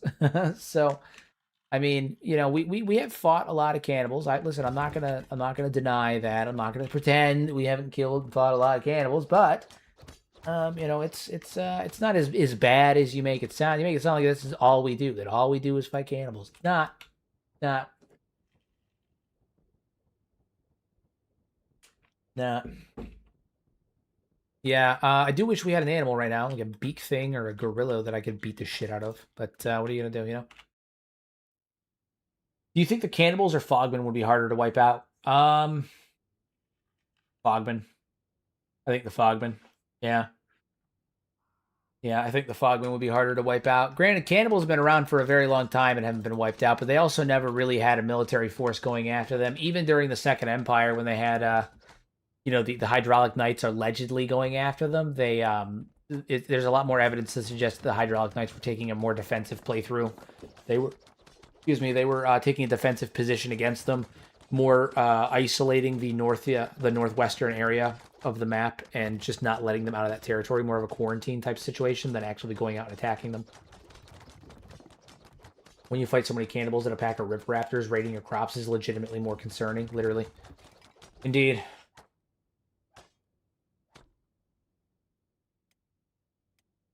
The Blueberry Boys are cannibals. That is correct. They are cannibals. I had someone. It's so funny. I feel some of my videos, people like to give me like shit arbitrarily on things, and some guy tried really hard to explain that that the Fogmen are not cannibals, and I was like, they literally are. They're literally cannibals, and they're like, no, they eat everything. They're not cannibals. If I eat what is it? They eat everything. They eat everything. They're not cannibals, and they also are a different kind of hiver. So if the dead if a dead hive eats a normal hiver, that's like a human being eating an orangutan. If I eat an orangutan, I'm not a cannibal. And I was like, correct. However, Fogmen do in fact eat their own. If you throw a Fogman on a pole, they'll come up and eat their own.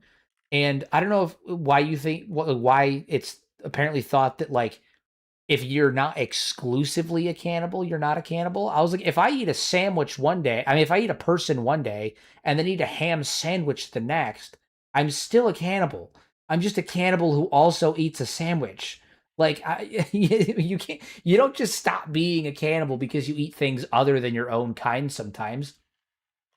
What are you talking about, man? So apparently, in the minds of some people, if you eat a cannibal, if you eat a person, and then the next day you eat a sandwich, you're not a cannibal anymore. So that's apparently where that line is. Good to know. Like, just because you're not exclusively a cannibal doesn't mean you're not a cannibal.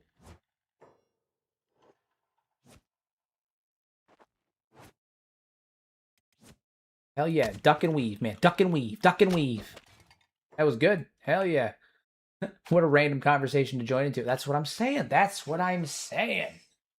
That's what I'm saying. Also, the Fogmen, yeah, they're not really eating per se for the sake of digestion. Not typically. They're eating for the sake of using the genetic material to procreate. You know, it's more like regurgitation. They're breaking down and regurgitating it for the purposes of using it as a organic building blocks to create more. I still think Catlan was trying to put humans in a glorified zoo. I don't. I disagree. I think it's an okay theory, but I disagree. I disagree. But I think it's a good. I think it's a good theory. It's something to ponder. Not for me, but again, it's part of it. It's part of it. We all have our different ideas, and we're gonna find out for certain on the hivers in particular in Kenshi 2. That's one of the big reveals we're getting in Kenshi 2. Historically, even cannibals did not always eat humans, nor was it their main meal. That's what I'm saying. That's what I'm saying. You gotta give Beep a long-ranged weapon. I know you say he's non-combatant, but I'm just wondering. Nope, he's purely non-combatant. He does not engage in combat. He is He is there for rescue, and he's there for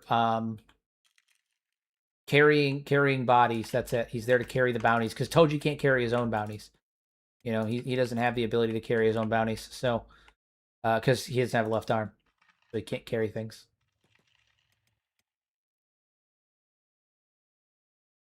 Could you justify Catlan? Like, are you asking if I can do it? Because I can't justify him, but I can explain it in a way that makes you feel bad for him.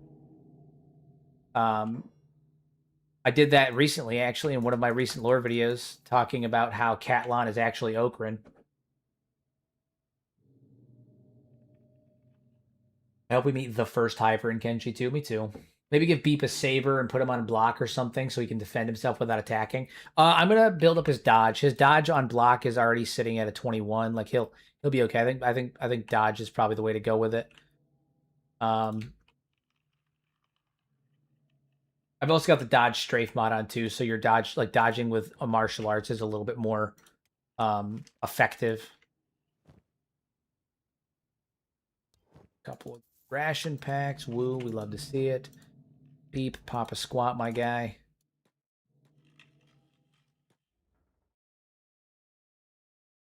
Going back. We're going back out. We're going back out. Round 2, round 5, round 30. Always fight the Fogman. What we need to do is we need to find a dead Fogman. Just a random dead Fogman. And we can throw him on one of these poles. Or we can make a dead Fogman. Throw him on one of the poles, you see. Oh, shit. There's a handful of them. A handful of the bastards. Leviathan Slayer, and he is still very much alive, too. My god.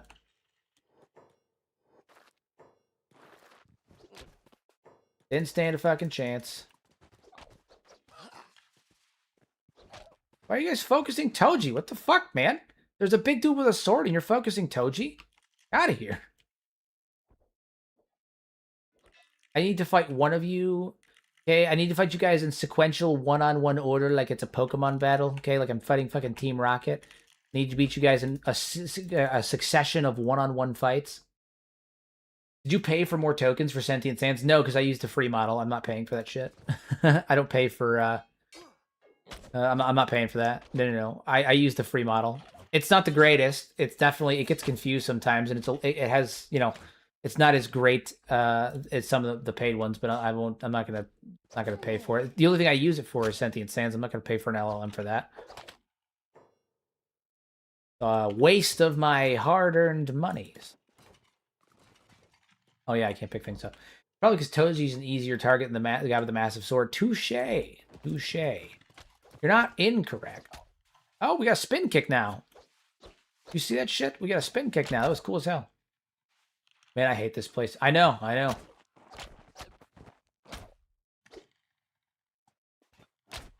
All right. We are leveling martial arts. It is getting up there. It is getting up there. So it'll be worse, I suppose.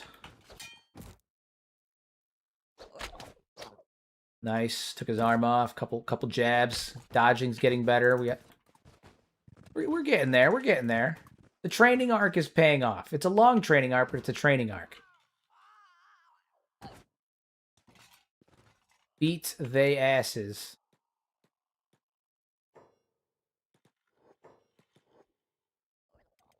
Assist out these mongrel guards. We got a big one coming up. Big old fight coming up. Couple guys over here. Couple of our mercenaries over here. I am now capable of actually contesting with some of the Fogmen, which is cool. Because before, one Fogman was literally putting up a serious challenge. Now I can actually, like, fight the Fogman. I'm actually doing damage. My dodging is getting better. We're making progress towards making Toji an actual viable combatant. My speed's getting better.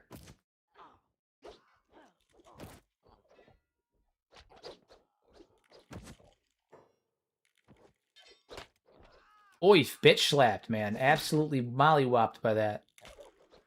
Do you think there'll be surviving firearms in Kenshi 2? I don't know. It's hard to say because what the information we've gotten on it has been very cryptic, right? Like it's like Chris has said that range is going to have more of a focus in Kenshi 2, but it is not going to be the prime focus, right? It's not going to be like the main gameplay feature, the main style gameplay, but it's going to be much more viable and it's going to be much more consistent and usable in Kenshi 2 than it is comparatively to Kenshi 1, excuse me. And so that makes me think that there might be like single shot firearms, like maybe flintlocks or something like that. Or stuff like that. That would be really cool. Or like maybe portable turrets, like you could carry them on your back and then drop them down and just start gunning. Like that would be cool. But you know, I don't know. I hope so. That'd be really cool. Just installed the Mad Lads reshade. I don't think I can go back. I'm glad you like it. People were asking me for a really long time to release a reshade because I used Suki V2 for a long time, and it was unfortunately like I couldn't redistribute it, and the guy who, because it's not mine. Also, knowing what I know about the guy who made Suki now, I'm like I'm glad I didn't decide to be a schlub and redistribute it because I would have gotten in trouble too. But Suki V2 was what I had for a long time, what I recommended, but it was the guy who made it was kicked off of everything, because he stole assets when he made Suki V3. He stole what is it? Ray tracing assets for Suki version 3. And so he got banned from everything, and all of his mods were removed, so nobody could use it anymore. So without it, the only one that was around anymore was like the Kenshi 2 reshade, which I wasn't a fan of. It makes things look too Borderlands-esque with like the outlines and that kind of stuff, too cel-shaded. Wasn't really a fan of it. And there's a few other ones that are okay, but they just didn't have one. So people were asking me for a long time to make one, and finally a couple like 2 months ago, I was like, you know what, let's do it. Let's get it done. So I put it together, and people have enjoyed it. I mean, it has like 1,000, I think 1,000-ish downloads, 800 to 1,000 downloads on the Nexus. People have enjoyed it quite a bit. I'm glad that people are finding use of it. I'm glad they like it. Fight happening inside the mountain. Okay. Good to know. Oh shit, that is a lot of heavies that we are not currently equipped to handle.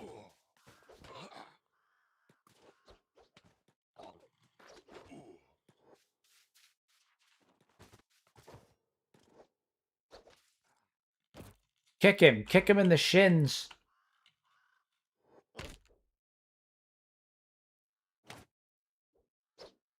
Hell yeah. Toji's finally getting it together, man. I feel like he's finally getting his fight on.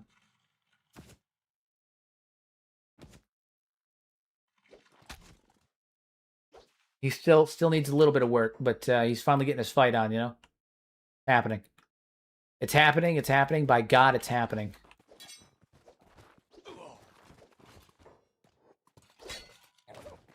Spin kick, baby. Oof, we love a good spin kick. We love a good spin kick. Gotta be careful because we are outgunned and outnumbered here.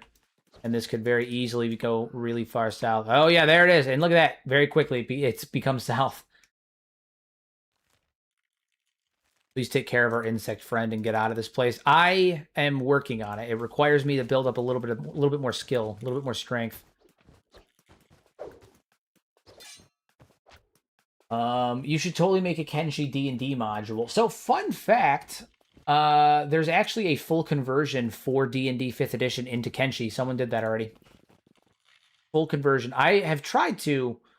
I've brought it up sort of semi-seriously to Pato, Frankie, and Muffin about potentially doing a Kenshi D&D run.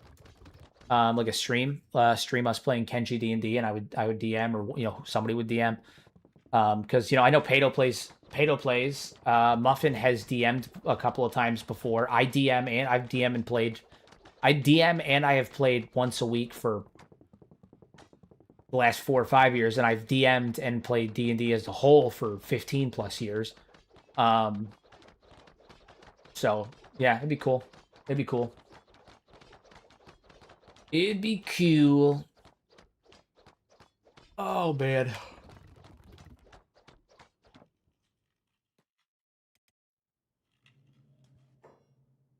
All right, we're getting there. Wow, dude, Beep actually his strength has gotten really good. 24 strength. He's got some good strength on him. Good strength on him.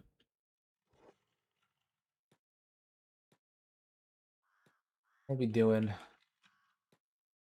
Now I know what I'm harassing my players to do. Yeah, I linked it in the what is it, in the channel, the member Discord, in the Discord.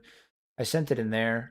So anybody that's part of the Discord has access to it. But if you search Kenshi, like Kenshi D&D, I'm sure you'll find it. Search it on YouTube because the guy that made it on YouTube.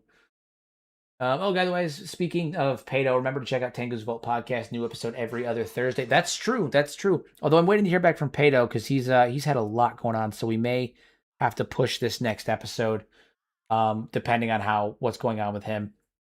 It should be tomorrow, but we may have to push it because Pato's been stupid busy with IRL stuff recently. My guy's been has a lot going on with like work and stuff, so he's been crazy busy. But we should be all set for tomorrow. We're gonna be doing part 2 of our Second Empire episode. Part 2 of the Second Empire episode.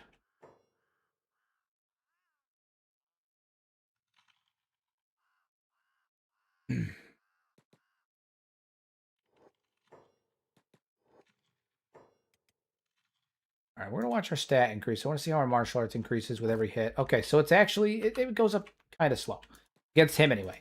How does it go up against you? So first thing I'm gonna do is I have to can I heal you. No, I can't. All right, well we're gonna hit him once. He'll probably pass out. No, actually he didn't. Big shock. We get experience for knocking on him? Yeah, but it's reduced because he's on the ground. Bullshit. I call bullshit.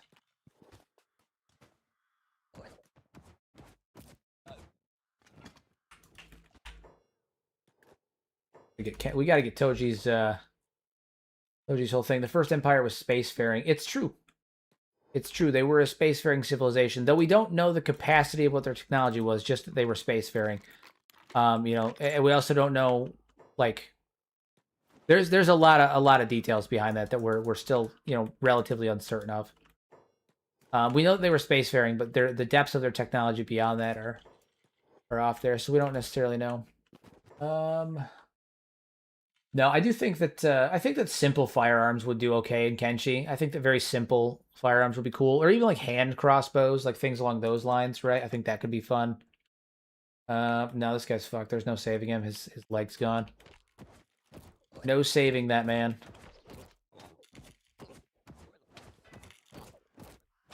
Hell yeah, dude. Give me a pinata beat up. They all kept screaming, pinata, pinata.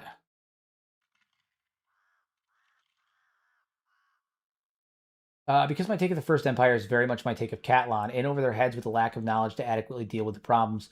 I think that they just didn't. I think that they just didn't foresee. I don't think they were necessarily in over their heads. I think that they had a lot of pride, and they thought that they didn't think that. They thought they were infallible, right? Like they thought that they were mass producing robots. They were beacons of technology. They were strip mining like crazy, like they were carving out whole swaths of the moon for resources. They were mining and drilling oil and in vast quantities. They had giant industrial complexes, mega weapons, megalithic structures, all of that stuff. Like they were the pinnacle of technology and infrastructure and materialism. And I think with that came a certain level of maybe arrogance, where they perceived themselves as being better. Yeah, like SSR, that they perceived themselves as gods and didn't know what it is to be mortal. Yeah, they didn't expect their creations to beat them. I don't think it's that they were in over their head. It's that they was so far removed from what they felt was possible. Because again, one of the biggest issues with the skeletons was that the First Empire did not think of them as people. They thought of them as toasters. They were tools. They were not sentient creatures with feelings that were alive. They were tools that were reprogrammable and were only given a semblance of thought or sentience for the sake of making them better at their job. But they were never meant to be alive. They never thought of them as alive. The skeletons simply exceeded their expectations. Yeah, the skeletons simply exceeded their expectations. God damn it, this fucking rock. We're all fighting inside this rock formation. And it's quite dumb. It's quite dumb. Yeah, they exceeded their expectations. So, like, I can't say I necessarily fault them. I don't think they were short-sighted or in over their head. I think that things just... There's no way they could have prepared themselves for it with everything they knew, you know?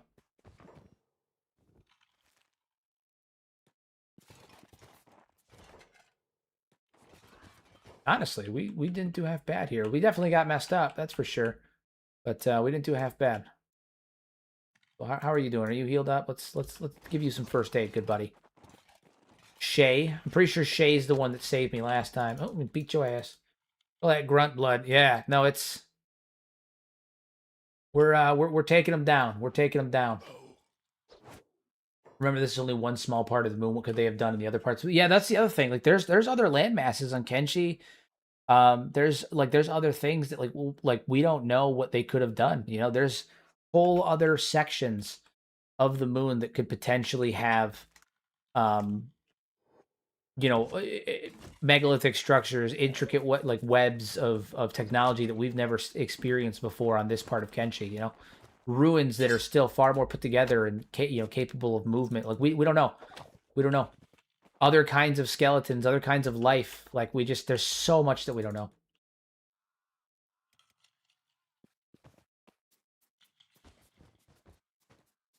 If we can find any more of the heavies that are on the ground that we can just beat up to level our martial arts. But we are getting much more proficient with our martial arts. We're starting to do spin kicks and shit, which I think is pretty cool. We're going to see an archipelago full of lore, I hope. Dude, I just, God, the lore implications in Kenshi 2 are going to be absolutely insane. Absolutely insane. I'm beyond excited for it. I am beyond excited. I am beyond excited. No Praetorian Row this time, unfortunately. Fine. Keep selling the heavies. Not a lot of money, but it is money. We're building up toughness as we go. These things take time. They can also build underwater, so you have to remember that as well. Maybe they have underground bunkers, etc. That's true. They could potentially have built underwater. Although, for some reason, I don't foresee that being the case. But it's possible. They could have. They could have. I genuinely don't foresee that being the case. Although I've seen some people try to make the argument that the Second Empire built underwater, and I'm like, that's lunacy. No, they didn't. There's no way. No, they did. Considering most of their infrastructure was recycled from the first, they didn't do much building in general. But like, I don't think the Second Empire was building underwater. The first has a better chance of doing it. Probably for like pipes and like moving of stuff, you know.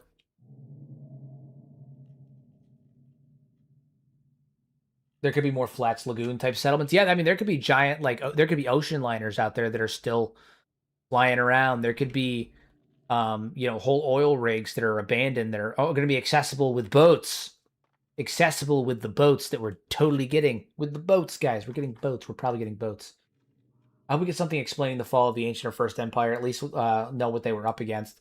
I think we're going to get a little bit more information on the first empire, but I don't think we're going to get too much more. So I wouldn't hang too much onto that one. Just because of like the way that Kenshi as a whole functions, right? Like Kenshi is very much a game where they're not going to reveal too much. They're not going to want to reveal everything. All right, do we upgrade our dust coat? 23, 37, 60. Got, I think, better coverage, like better damage. 18, 28, 60. Yeah, I mean it's better. By and large, it is better. The stat increases aren't too much better. Does this have head protection? That's weird. Is it the collar? That's funny. The collar gives it head protection. That's funny. +4 martial arts.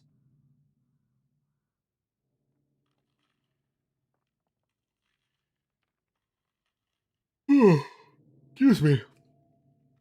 Yeah, boats are looking pretty good for Kenshi too. We don't know for certain, but I've talked about it at length. Boats are looking pretty good in terms of potential for Kenshi 2, or being potentially there in Kenshi 2. You got to do a stream where you go throughout the old version of Kenshi through the stream and then just mess with it mess around for a few hours. Indeed, I haven't been on the old world in a very very long time, very very long time. I'm behind this, but the playthrough inspired me to try out Sentient Sands. Blood Spider silently judging my conversation and talking dogs was a bit much. Looking forward to its future. Yeah, so the animals talking is an issue too. Harvey's working through that stuff. It's still in its early stages, so like the mod is by no means perfect. It's still very much in its early development stages. Um, but it's getting there. It's making progress, that's for sure.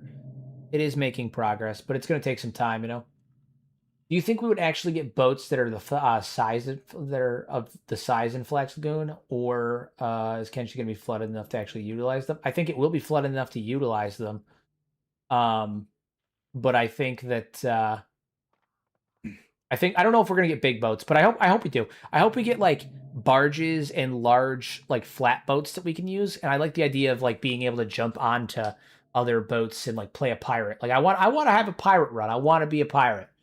I want to be a pirate, a real pirate, you know? That's true. If you mention like if one of the animals are talking with sentient sands and you're like, aren't you a dog? Why are you talking? They'll just go dot dot dot. They'll stop talking. They'll stop talking. When Kenshi 2 comes out, I'm most likely to be stuck in my room till the end of time. Yeah, when Kenshi 2 comes out, I'm probably going to be streaming for several days straight. Can Donald Trump endorse the boat size of Kenshi 2? The boats in Kenshi 2 are going to be absolutely huge. They're going to have the best boats, the greatest boats. You've never seen boats that are this big. They're going to be the best boats that you've ever seen, potentially the best boats that have been made ever before and will ever be made since. Yeah, they're going to be the absolute greatest boats. These boats are going to be great. They're made by great people, powerful people, wonderful people, wonderful people. And we're going to use those boats to go find pirates and the cannibals. Okay, the cannibals. The cannibals are coming for us. They're coming for our people. They're coming for our food. And more importantly, they're coming for our women. Okay, we have great women in the Second Empire. We have wonderful women. And the cannibals are coming for them. But you can keep your women safe by having them hop on your boat and ride around on the boats. Okay, that you drive them with your tiny hands. Okay, we're gonna do it. We're gonna build a big fucking wall, and we're gonna separate the cannibal plains from the rest of civilized Kenshi. uh.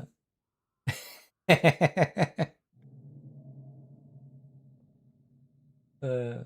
Bigger than the China boats. They're bigger than the China boats. With boats this big, our boats. What a big boat. That's what they say. Okay, the cannibals they come in. They say, look at these boats. Look at how big these boats are. But those boats, they're not that big. These are big boats.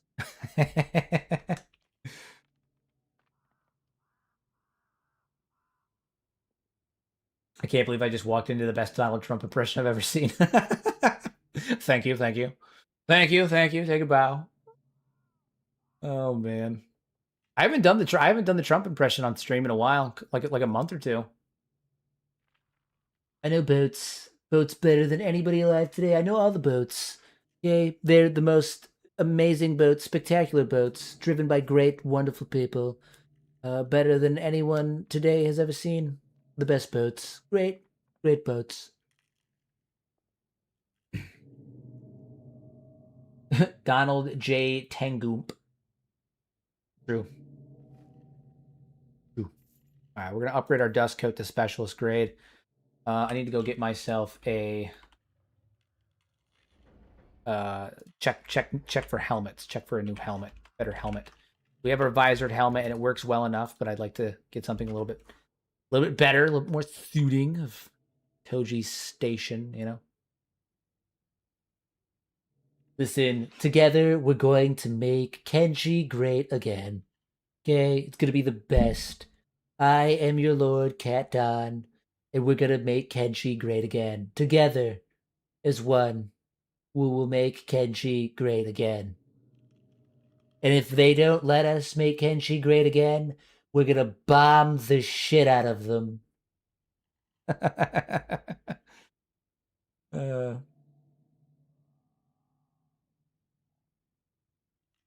Funny.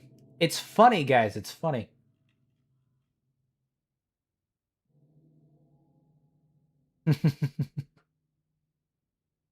I do an okay Obama too.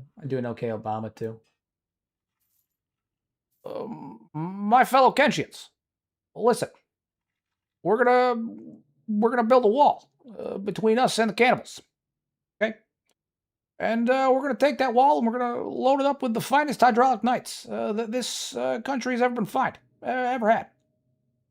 Don't worry, we will find the Mad Emperor Cat Laden. All right, we will find him and we will take him down. My rest assured, my fellow Kenshians, it is my solemn duty as your lord and savior. We will do the best we can to protect Kenshi and infrastructure.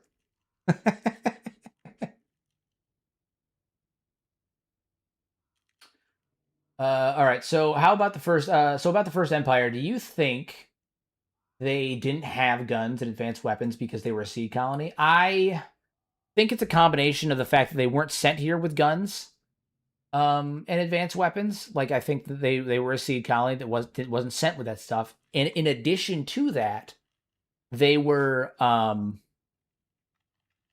in addition to that, I think they also didn't have the materials to make the kinds of guns that they were necessarily looking for. But I don't necessarily that's the common like idea that like people have passed around online. I don't necessarily know if I fully submit to that one because they had jet propulsion. So clearly they were able to burn things, like they understood it to a degree, but I don't know. So the common idea is that they didn't have access to their ability to make gunpowder and stuff, to make black powder, but I don't know if I fully buy that one.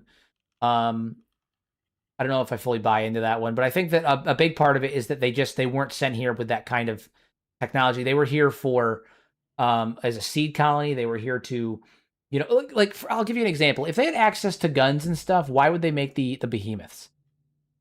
I find it far more likely that they came here with the technology and the materials needed for terraforming a planet. I don't necessarily know if they fully expected there to be the kaiju-like life that was here, right? Like I think maybe that was like something they discovered when they were here. Like, all right, well, we have to deal with it. We don't have weapons. What can we do? Oh, well, we can make skeletons. We have these skeletons that we can make. These robots that we can make to attack and defend our. To build our machinery and build our infrastructure. Why don't we just scale them up and we can use them to fight them off? That's a good idea, right? Like if they had access to weaponry, making the behemoths doesn't really seem to make much sense to me. So, my go-to thought has always just been like they were a seed colony that didn't have didn't have weapons and stuff on them, and they had to make do with what they had. They had to make do with what they had. So, yep.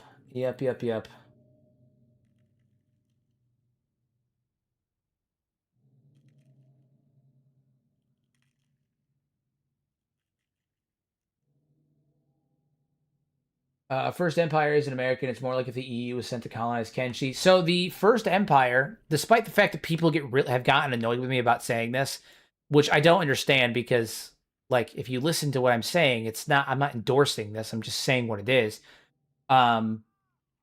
The First Empire is based largely on, as far as we can tell, based largely on the idea that prior to the Ice Age, there was a megalithic, hyper-advanced society that collapsed, the Ice Age happened, and humanity regressed down to a primitive form. Second Empire is based on Rome, and then I've talked about all the modern ages of Kenshi as well. But the Second Empire is based in the Roman Empire. But the idea was originally posited by a guy named I think it was Graham Hancock, and people have gotten really agitated that I said that because they're like, "Oh, he's a fraud, he's a phony. Don't give him credit for things." I'm like, I'm not giving him credit. He didn't write it. He proposed a theory. It may be bullshit. It may not be bullshit. It's probably bullshit. But this is art and this is storytelling, and it may have been used as inspiration for the storytelling. Mind you, the idea of a pre-existing megalithic society that ended up getting like destroyed and then humanity regressed is not like it's strictly related to the Graham Hancock ancient apocalypse theory, but it was the comparison that I used because it ties to it very nicely when you connect the two. But people are like, don't give him credit for things. He's a crook, he's a fake. I'm like, even if that's true, he can still have inspired the idea behind the First Empire, or that like it could be used. Even if he didn't inspire the idea, the comparison is still there. Like that's not giving him credit for anything. It's just comparing two things. It's not giving him credit. I'm not saying the man wrote Kenshi. I'm saying that there is a parallel between the ancient apocalypse theory that he has and the First Empire falling apart, and then a civil war / ice age occurs simultaneously, and humanity regresses. It's kind of 1-to-1, right? It's not, but when I did my Kenshi, what is it? I did my Catlon as Okran video, and I showed his face on screen for I think 7 seconds, And I had a handful of people that were really fucking angry with me for doing that. And I'm like, I don't, I didn't even say his name. I just showed his face for 7 seconds and said the Ancient Apocalypse Theory. And they're like, I don't give him credit for anything. I'm like, I'm not giving him credit for anything. I just said that, like, the two are comparable, guys. That's all. They're comparable. I love theorizing stuff about Kenshi. When Kenshi 2 comes out, all of our theories become false, and there'll be so much more to theorize and fantasize about. I love it. Dude, when Kenshi 2 comes out, dude, here's the thing. I hope that one or two of my theories are proven true. Like, I hope that my theory about the Civil War is true. I hope my theory on the, like, in Catlan being Okran is true, or the inspiration for Okran. I hope that my theory about the Hybers is true. But if none of them are correct, all that means is, one, I did the best I could with what we had at the time, and it was clearly correct enough that most of the fandom, I won't say most, it's kind of presumptuous, but much of the fandom, you know, has aligned with my theories. But if new information presents itself, all that means is more content for me to make for you guys. Like that, that's all that means. More content, baby. That's all. Theorizing is really fun, and I think it's great. It's great for the community to keep the discussion going. That's what I'm saying. That's what I'm saying. The devs will figure out how to turn all the theories into mind fucks. That's why I love them. I mean, yeah. That's the hope, man. I hope that not all of my theories are correct. I want to be able to go back and be like, no, this was right. This was wrong. Like, I want to be able to have that series of videos where I'm like, no, this was right. This was wrong. I got this. I didn't get this. Like, I want to be able to do that. That's part of it. That's like part of the thing. That's part of the thing. Right? I was right. I was wrong. I got this. I didn't get this. This actually meant this. I was half right here. Like, that's part of it, man. That's part of it. That's part of it. God damn, I'm spending so much time sleeping now.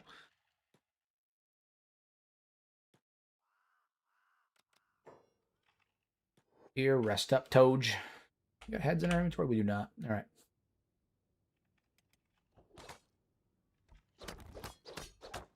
Can't wait for boat-to-boat warfare. Kenshi 2. Can't even imagine how cool boarding actions could be. Oh my god, dude, boat boarding could be so fucking cool. Can you imagine having a barge in Kenshi 2? Driving a barge and then pulling up next to another barge and just unloading with a mounted turret, like with a mounted crossbow turret or something, and then jumping over to the boat. And you know, like sieging the boat like a proper pirate. Okay, I came here for a proper pirate fight, like a colonial.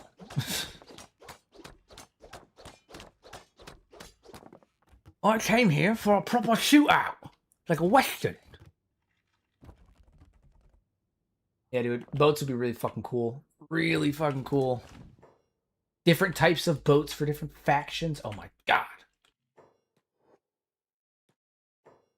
So badass. Be so badass. Wonder how far back they're going to go. 1,000 years. They're going back 1,000 years.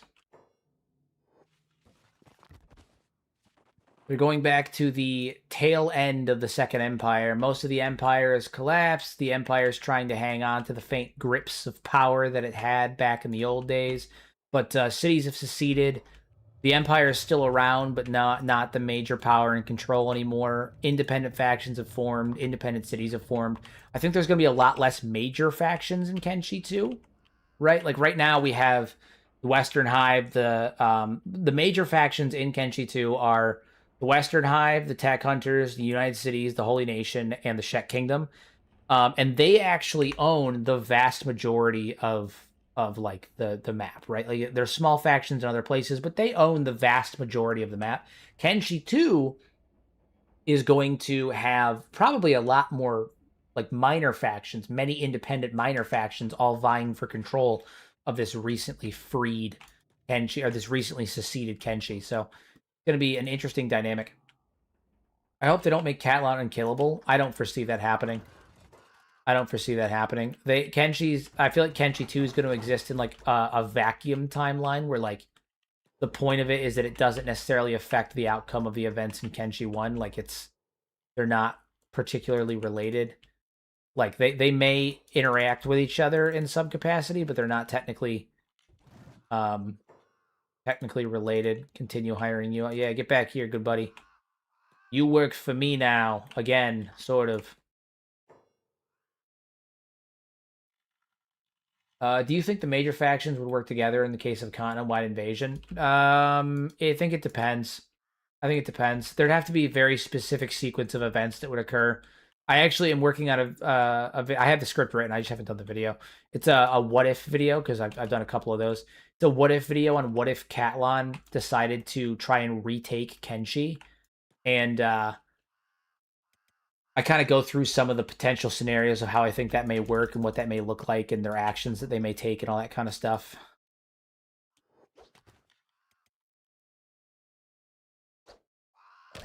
Get bopped, son. I need to raise the strength of Toji. My man's he's got good strength. He just can't use it because he's got a missing arm. Greetings from Argentina. Thank you. Greetings. Hello.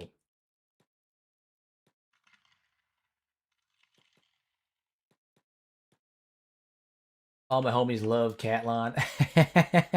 Catlon. So here's the thing. I used to hate Catlon because I thought that he was I thought that he was like kind of a flat character, and I think even like his villain arc, like if even when you understood the story of like the Second Empire and like when you've looked into all of that, I thought that he was just generally a flat character, right? Like you meet him, and his dialogue just kind of seemed super out of place. He was like you fight your way through the entire game, and the first thing you get is this like weird Machiavellian, panicky, like villain speech, right? And then he attacks you, and it just didn't really, I don't know, it didn't really make sense to me. It kind of didn't vibe, but like now that like I've explored the possibility, in my opinion, the probability that Catlon was actually like there was a skeleton civil war. Catlon was a war hero. Catlon fought on the side of humanity during that war. He was the inspiration for Okrin. He wasn't just a skeleton who was obsessed with himself or anything like that. He was a skeleton he was actually a hero.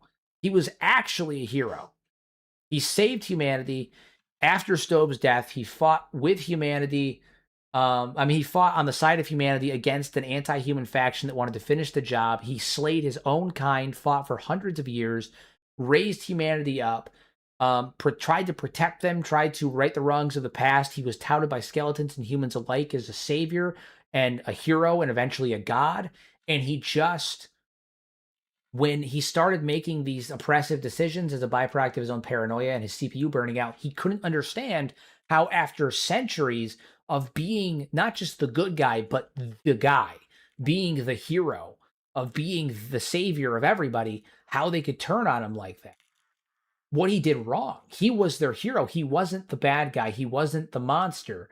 But humans, we have limited memory. We only live so long. We don't remember that Catlon, fought against his own kind. We don't remember that Catlon, waged war against his own kind for hundreds of years to protect us. We don't remember that Catlon watched all of his comrades die, watched many of his comrades die, that he gave up, parts of himself to create an empire, to protect humanity, to do the right thing, to do what was moral, to do what was correct, to carry on the will of Stobe, that he did all of these things and made all of these sacrifices. We don't remember that, so we just see him as a monster. But to him, he's like, I'm not the monster. After everything that I did for you guys, this is how you respond. You guys have a capacity for destruction that is unfathomable. You guys don't even realize that you're doing it. I've spent hundreds of years protecting you, and this is how you repay me. And you think that I'm the monster after everything I did for you? Like, I get it, man. I get it. And so, like, I think when you take that into account, his speech at the end when you first meet him takes on a whole different meaning.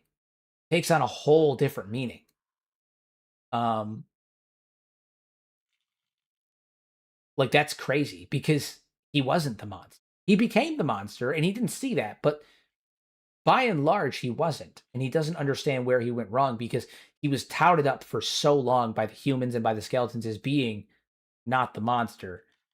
And now he is.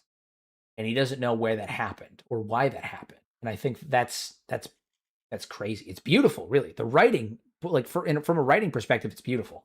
Absolutely beautiful, gorgeous. But it's a wild thing to think about. Wild thing to think about. It's a whole lot heavier. Yeah. If you guys haven't seen the video, I would recommend. It's my my Catlon was where was it? Here I'll pull it up so you guys can see which one I'm talking about specifically. It's Catlon. My Catlon was Okran video.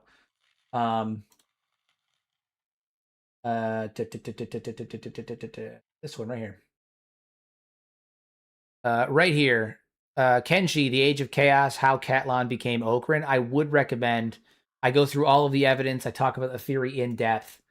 It's a crazy good video. One of my favorite videos I've ever made, to be honest with you. That one and the Longan video are probably the two videos I'm the most proud of currently. Like I put a lot of time, effort, and research into those ones, and I'm very proud of them. Very, very proud of them. Both in terms of the theory itself and the video, like the editing and the narration. I was very proud of them. A lot of research went into that one. No, but I think it adds a whole new depth to Catlon that like wasn't previously there. That really makes his story even more compelling. Dude, we got to figure out this chest protection thing. I gotta do something. This whole getting my chest fucking shit rocked every time I go to do anything is not working. I think I'm gonna have to sacrifice a little bit of my current martial arts ability in order to do that, but it's okay because it'll make leveling martial arts easier. Because right now martial arts is slowed down in terms of leveling because our stats are a bit higher. So I need something to offset that, and I think I need to buy a good piece of chest armor to do that. Sacrifice a tiny bit of martial arts skill to do it, but it's necessary because right now every time we go out to fight, we get hit in the chest and we just get our shit rocked every time. Every single time. Being a modem noise makes it so much better. Oh yeah, absolutely, absolutely. Absolutely. Blah, anti-Holy Nation lies. It's not anti-Holy Nation lies. It's expanding on them, making them even more interesting. Making them even more interesting. And I think that it's good writing from a writing perspective. It's honestly really good writing to have a faction that is the way the Holy Nation is, that is as xenophobic and racist and zealotous as they are, and to give them an origin story that is basically completely undermining their faith because it lets you see how, like, even in real life, things get twisted so bad over, over the generations. When it's like a long game of telephone, and how things can change and alter where suddenly you don't even actually know what you're believing anymore. The beliefs that your religion or your group were founded on are now completely different. Have a good night. Have a good night. Thank you for popping over as always. I always appreciate when you pop in. Always appreciate when you pop in. Many thanks, comrade. Gotta wait till 6 so I can get a better chest plate. Shucks, because I just spent 11 grand on this one. Beep has the best writing in all of gaming, and no one can change my mind. He's definitely got pretty good writing. He's got pretty good writing. He's compelling. He's compelling, but he's not annoying and in your face about it, right? Like, I feel like there are some games where characters are written really well, but they're so up in your face because the person who wrote them knew it. And Beep is not. He's just there. He's innocence in a world of... I also think the setting does a lot of favors for him, too. Because Kenshi's so, like, aggressively dangerous, and it's so difficult, and there's so much bad shit that happens all the time, that, like, that level of innocence on Kenshi is kind of like a breath of fresh air. It's refreshing, you know? I wish there was some sort of Okranite reformation or restoration world state. Me too. Me too. But that's going to be a long-term debacle. It's going to happen. I have full confidence it's going to happen, but it's going to be a long-term debacle. Better chest protection for sure. What's this? This one's a 100% chest, but the 23, 37, 60. Yeah, if we got the specialist one, it would be much better. Much better. The mercenary plate, that's -7. What's this one? -5. -5 is annoying, but it's not that terrible. Except the UC, I hate those guys. Yeah, fuck the UC. Actually, I have a short coming out at some point. I may have come out today. I have no fucking idea. I've lost track of so much of my shit. I have my shorts planned usually like 7 or 8 days. Usually about 7 to 14 days out, so a week or two out. So I forgot which one's uploading when. I don't remember which one uploaded today and which one's going to upload tomorrow and Friday. I don't remember. But I have one coming out in the next few days where I talk about how the United Cities is my least favorite faction. So, oh man,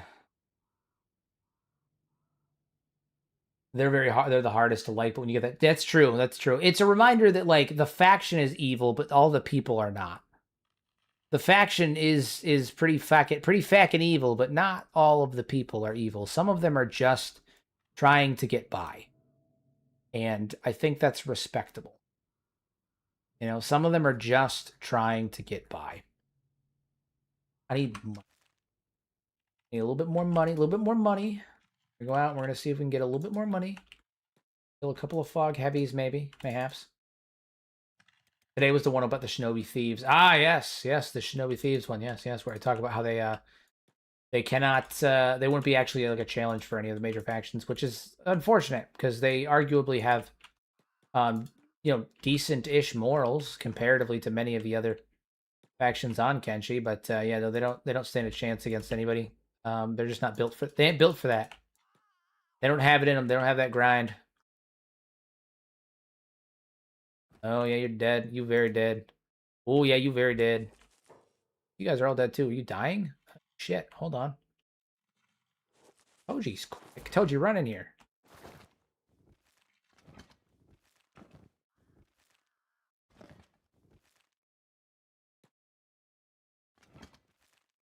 All right, now Toji, run out of here ASAP.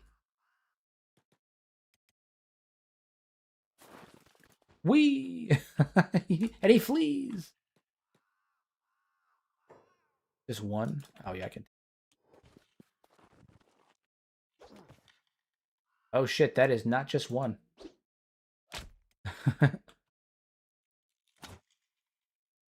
What are your thoughts on the Shek? Because I feel like they're doomed to wipe themselves out. The Shek Kingdom is doomed to wipe itself out. I have a whole video about that too. Oh my god! At this point, I've reached a point where I can almost always be like, I have a video about that. I have a video about that. That's really funny. That's so funny. I realized that the other day that like that's starting to become something that I say a lot more when people ask me questions because I've started to make videos about like everything, or about a lot of topics. A lot of the common topics have been covered already. Anyway, yes, I have a video about that. The Shek Kingdom is doomed whether they win or lose. End of story. The Shek Kingdom is on borrowed time. The Shek as a race will be totally fine. They'll be totally fine. Totally fine. I think the worst is the Holy Nation, even though they have the most more stable government. I think the Holy Nation and the United Cities are equal in how bad they are. I think I think that we tend to hate the Holy Nation more because they are more identifiable when you compare them to like real life problems. And so like we look at them and we're like, "Oh, we can identify with their issues far more, so they must be the worst." Whereas a lot of the other factions are more alien and not just in terms of the problems and the things they do, but also because they're a race of they're entirely human, right? So like we identify with them physically, we identify with the problems that they're facing, we identify with you know the things that are going on in their culture. And so because of that, we tend to attribute the hatred that we have for those problems in real life to the Holy Nation and make them, not that they're not bad, they are bad, but we tend to make them worse in our minds than every other faction. They are the ultimate evil, when in reality, all of the factions are evil. All of them are bad. They're all bad, right? They just are different, varying types of bad. The Shek Kingdom is bad. The United Cities is bad. The Holy Nation is bad. They're all racist. They're all terrible. You know, like they're all really bad. And the truth is that the Holy Nation, while they are xenophobic and misogynistic, and they have a ton of issues that I do not agree with, nor do um, would I ever endorse. If I were on Kenshi, me as a human dude, as a human male dude, I would rather be in the Holy Nation than any of the other places, because at least there, if I follow their rules, they're gonna leave me the fuck alone. They'll give me food, they'll treat me okay, and they'll leave me alone as long as I follow their rules. Like you're the for a human, the survival chance in the Holy Nation is the best. If you're a human being, that's the best place to live. It's stable, it's protected, it's safe. There's food. The downside is that, um, they're from the outside looking in, when you know that there are other races, and you can empathize with the other races, and it's not you in that circumstance. When you look at it from a broad point of view, and you also connect it to our own real life experiences, the Holy Nation appears to be more evil. But the truth is, we can just identify with their evil more. They're no more evil than the United Cities, just a different kind of evil. You know, they're just a different kind of evil. This just in, Hero likes the patriarchy. No, that's not what I said.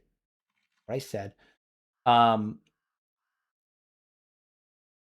So yeah. No, that's fair. You can still hate the Holy Nation. I'm not trying to change your mind. I'm not trying to change your mind. I'm just I don't like them too. The other thing too is like I don't like them either. They're my second least favorite faction of the major factions. The UC is up there just because like I really, really, really fucking hate the United Cities. But the Holy Nation is my number two, right? Like I hate I hate the Holy Nation too. I just I feel like it's one of those things where I can hate them but still acknowledge where they are good and acknowledge where they are bad, right? Like it's part of the whole thing of being bipartisan or being unbiased, of being like capable of looking at things from an objective standpoint.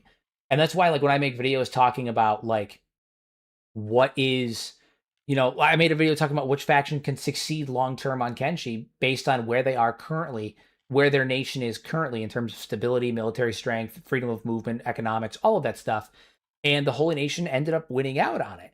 And a lot of people were like, "Oh, you're making, like you're biased towards the Holy Nation. That's the only reason why." I'm like, "No, you're biased against the Holy Nation.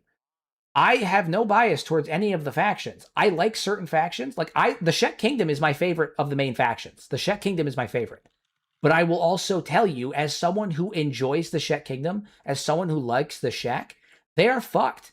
They are not good. They are in a bad place economically, from a military standpoint, from an infrastructure standpoint, from a like everything. I can acknowledge that my favorite faction of the main factions is fucked. They're done. There's no redeeming them. They're fucked, whether they win or whether they lose. And I can acknowledge that because I'm unbiased about it. I can admit that I like them while still acknowledging they're fucked. Just like I can admit that I don't like the Holy Nation while still acknowledging that they are superior in a lot of places that make them stable compared to other factions, while still acknowledging their shortcomings. Like you can point out, like, two things can be true at the same time. I say this in so many of my streams. I can acknowledge that the Holy Nation are bad while still also acknowledging that they are, you know, like still acknowledging that they are. I can acknowledge that they're bad while still acknowledging that they are good for the human beings of Kenshi currently in terms of safety, and their economics are there, and that they have food, and that their lands are relatively protected. Like I can acknowledge that stuff while still saying they're pieces of shit. You know, And more than anything, the reason I talk about the Holy Nation so much, isn't a biased about the Holy Nation, it's because they have some of the most interesting lore. And it's because they are one of the original factions that were implemented into the game. The Holy Nation was in the game earlier than almost any other faction. They have the most lore written about them that was established early on. The Holy Nation are a very interesting faction. So there's a lot to talk about with them. But some people don't know how to separate reality from fiction. And the other thing too is like the implication that like if you like the Holy Nation, then you must like embody their beliefs, which is just crazy. Imagine liking something in a video game. Imagine.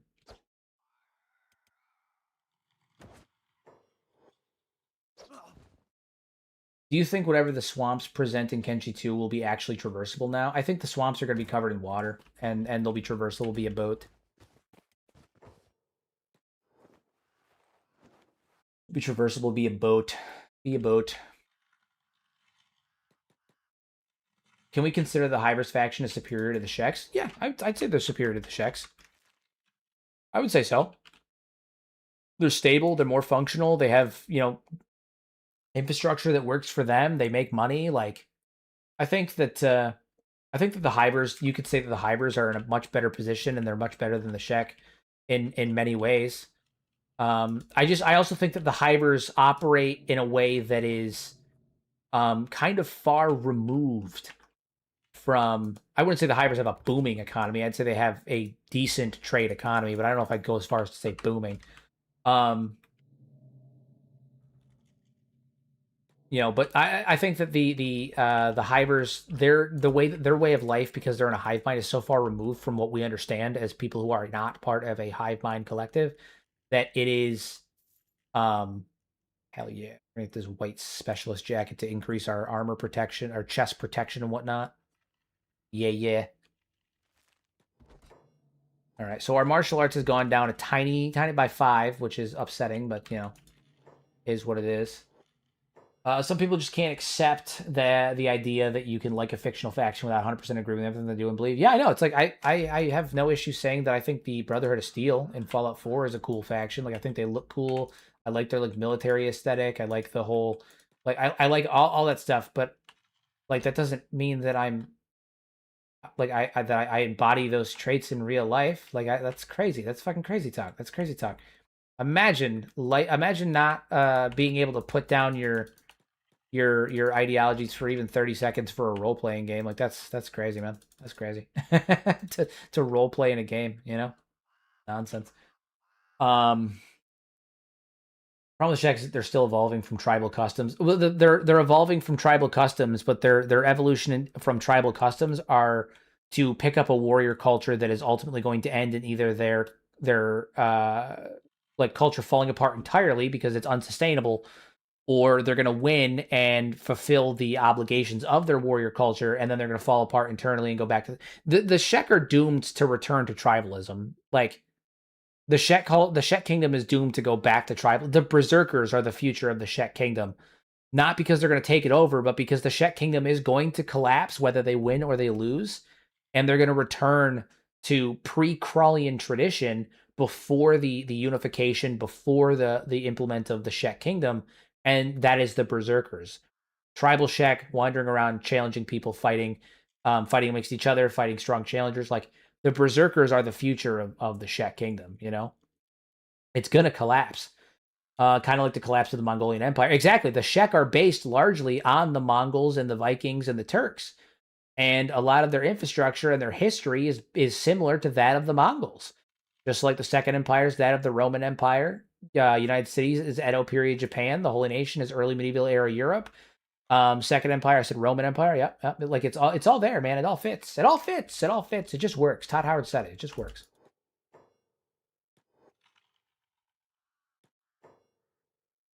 All right, let's see. We have a decrease in our combat capabilities right now because we did that. But we are taking less damage to our chest, thankfully. So hopefully that makes up the difference. We can take a beating now. That's important.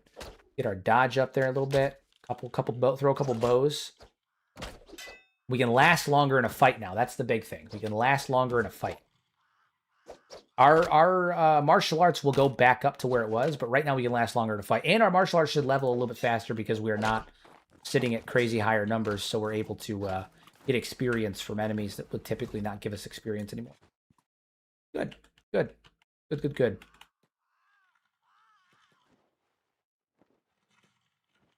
I need Beep to come up here and keep.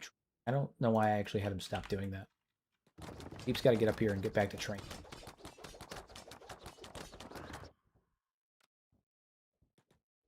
Train on that lockpick, you know what I'm saying? In case we got to bust Toji out of a fucking Fogman camp.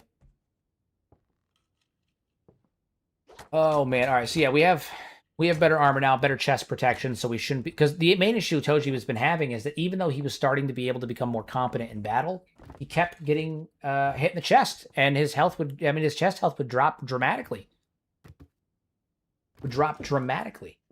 Man couldn't keep up. He simply couldn't keep up. So even though he could fight, if he took 1 or 2 hits, he was out. Now he can at least take a bit more of a beating, because he's got better chest protection. Better damage reduction. Better blunt reduction, too. That's the big one, was the blunt reduction.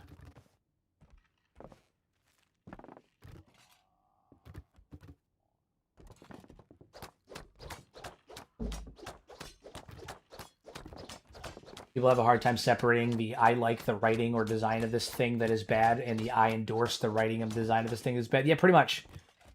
Pretty much.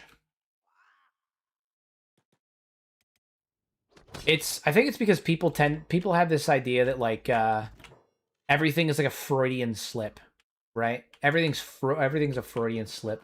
Why do you use the mouse to move up and down rather than the page up and page down buttons on the keyboard? Because page up and page down are like all the way on the other side of the keyboard where my mouse is at, and my hand is already on the mouse, so I just use the mouse.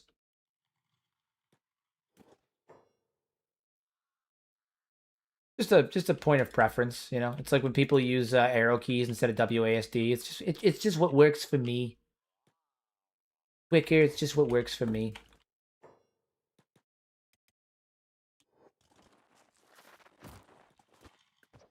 All right. True faction debates. Let me romance random NPCs. That's what I'm talking about. That's what I'm saying. That's what I'm saying.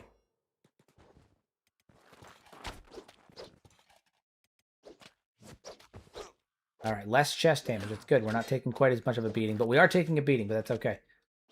Looks like we have a Crimson Desert player in chat.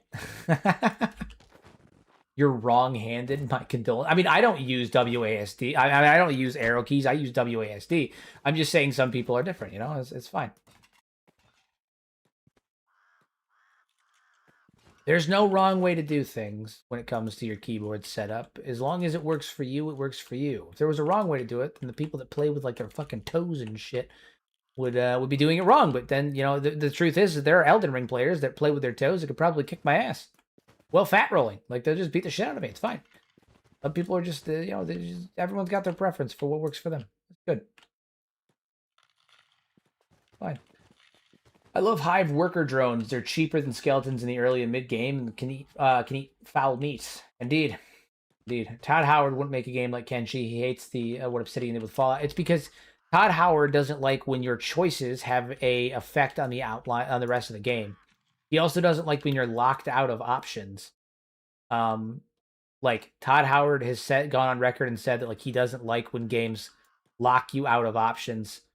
He wants every character to be able to experience everything. That's why in Skyrim you can be the Archmage of the College of Winterhold, and you can be the Listener of the Dark Brotherhood, and you can be the Harbinger of the Companions, and you can be the Dovahkiin, and you can be like, you see what I'm saying? Like it's he likes when the games let you just do everything. Like he wants all of his games to be like a standard power trip, like power fantasy. And well, that's all well and good. It's not really conducive with like a good fucking game in the long term. And that's coming from someone who's put in tons of hours of Skyrim, but like, yeah. Bethesda's more interested in making microtransactions slop in actual games. I blame that largely on Microsoft more than Bethesda, to be honest with you. I blame that largely on Microsoft. Because that kind of shit started after the acquisition of Microsoft. Like, yeah, they had a history of doing like 1 or 2 things like that, but it backfired tremendously, and it didn't become a major mainstream problem until the Microsoft acquisition. The whole implementation of what is it, like the Creation Club, the whole implementation of like the whole reason they announced Elder Scrolls 6 back in 2018, even though they hadn't even started development until 2023, was because they were trying to make themselves look more appealing and profitable during the Microsoft like purchase, when they were trying to get purchased by Microsoft. They were trying to make themselves look more profitable. So like, yeah, I don't know. I personally don't Yeah. I don't blame the microtransactions nearly on as much of Bethesda these days as I do with Microsoft. I will, however, say the absolute shit tier quality stuff that Bethesda puts out recently, I wholeheartedly blame on them.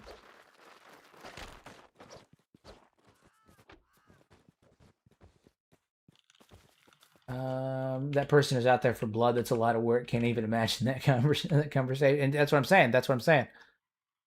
Still alive. Still alive. Still alive.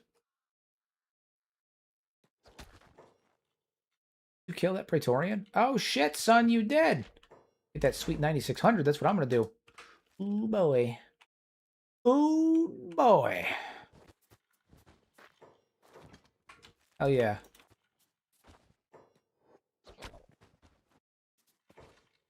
Winning. We hang out. I'm sure more will show up. Never forget microtransactions started with the Oblivion horse armor. Oh, I know. We won't. Yeah, we won't. We won't. But they didn't become as sincerely like a widespread issue like immediately after that. Like there was major issues with that. They stopped doing that. Like they sort of stopped doing that, and they went back to like DLCs and that shit. Like the widespread the microtransaction market really kicked off, like really started to become a problem back in like 2014. 2014 was when shit really started to pop off with the microtransactions. That was when every game had them. Every fucking game had a gotcha system. Every fucking game had a loot box. I mean, remember when they dropped Shadow of War? Like, Middle Earth Shadow of War? They had the microtransactions and shit. Oh my god, like, what are you doing? Like 2014 was around the time that microtransactions became a really big issue. That was around the time that it really took off and became a problem.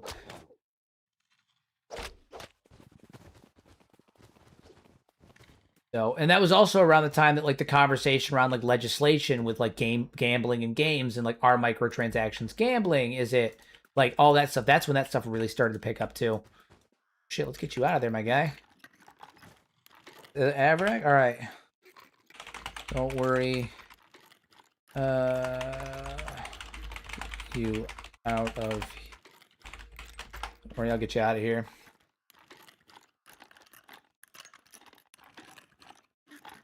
Do you think there could be kaijus left somewhere, like dwelling in the oceans? I think if there's kaijus anywhere, it's going to be the oceans. Like, it's going to be the oceans. That's the only place that it would make sense. Stunning. Go. Kick his ass. Gotta get that martial arts stat back up. Ow, you a-hole.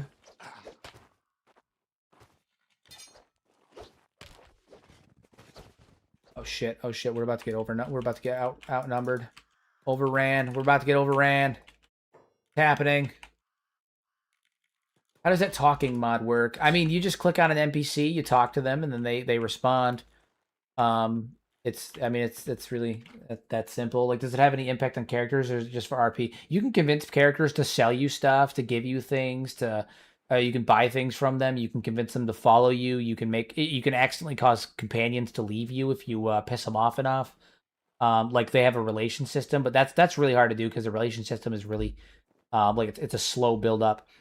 They remember things that you do, that you say. They reference it. Rumors about your exploits and the things that you do will actually spread to other parts of the world, so you can build a name for yourself, and other characters on Kenshi will know who you are. Like it's cool. It's cool. Again, it's still in development. It's still being built upon. It's not something that I would base an entire playthrough on, but it is something that will supplement a playthrough very, very nicely.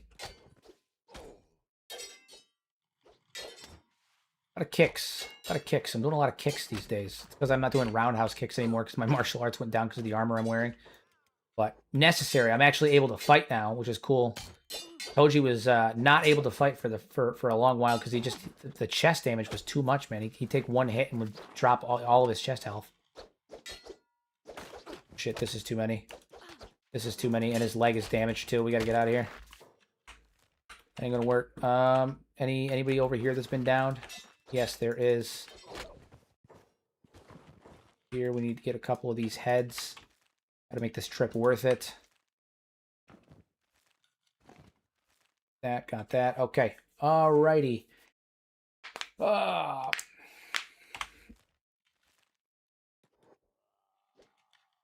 And we're on the move.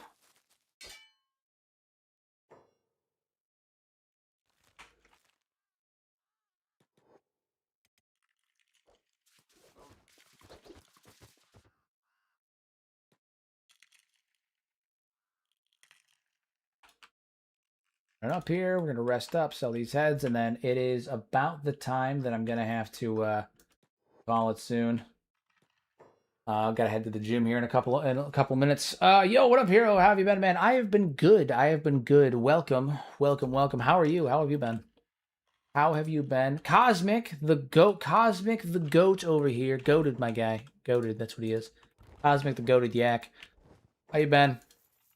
Welcome. Oof, came at the end. Yeah. My streams have been ending at 11:30 because I have to 11:30 my time because I have to go to the gym. I have to get swole or else my mental state becomes obnoxious. I require exercise to remain in a good mood. So, oh man. I can see a lot of potential in the Sentient Sands mod. I just didn't have the stones to pay for a Frontier model API. Yeah, I don't want to pay for one either, so I'm using the free model. It's okay, it works, you know. You can't get swole. I'd have to completely redraw your figure. That's okay. I'm okay with it. Yeah, I'm okay with it.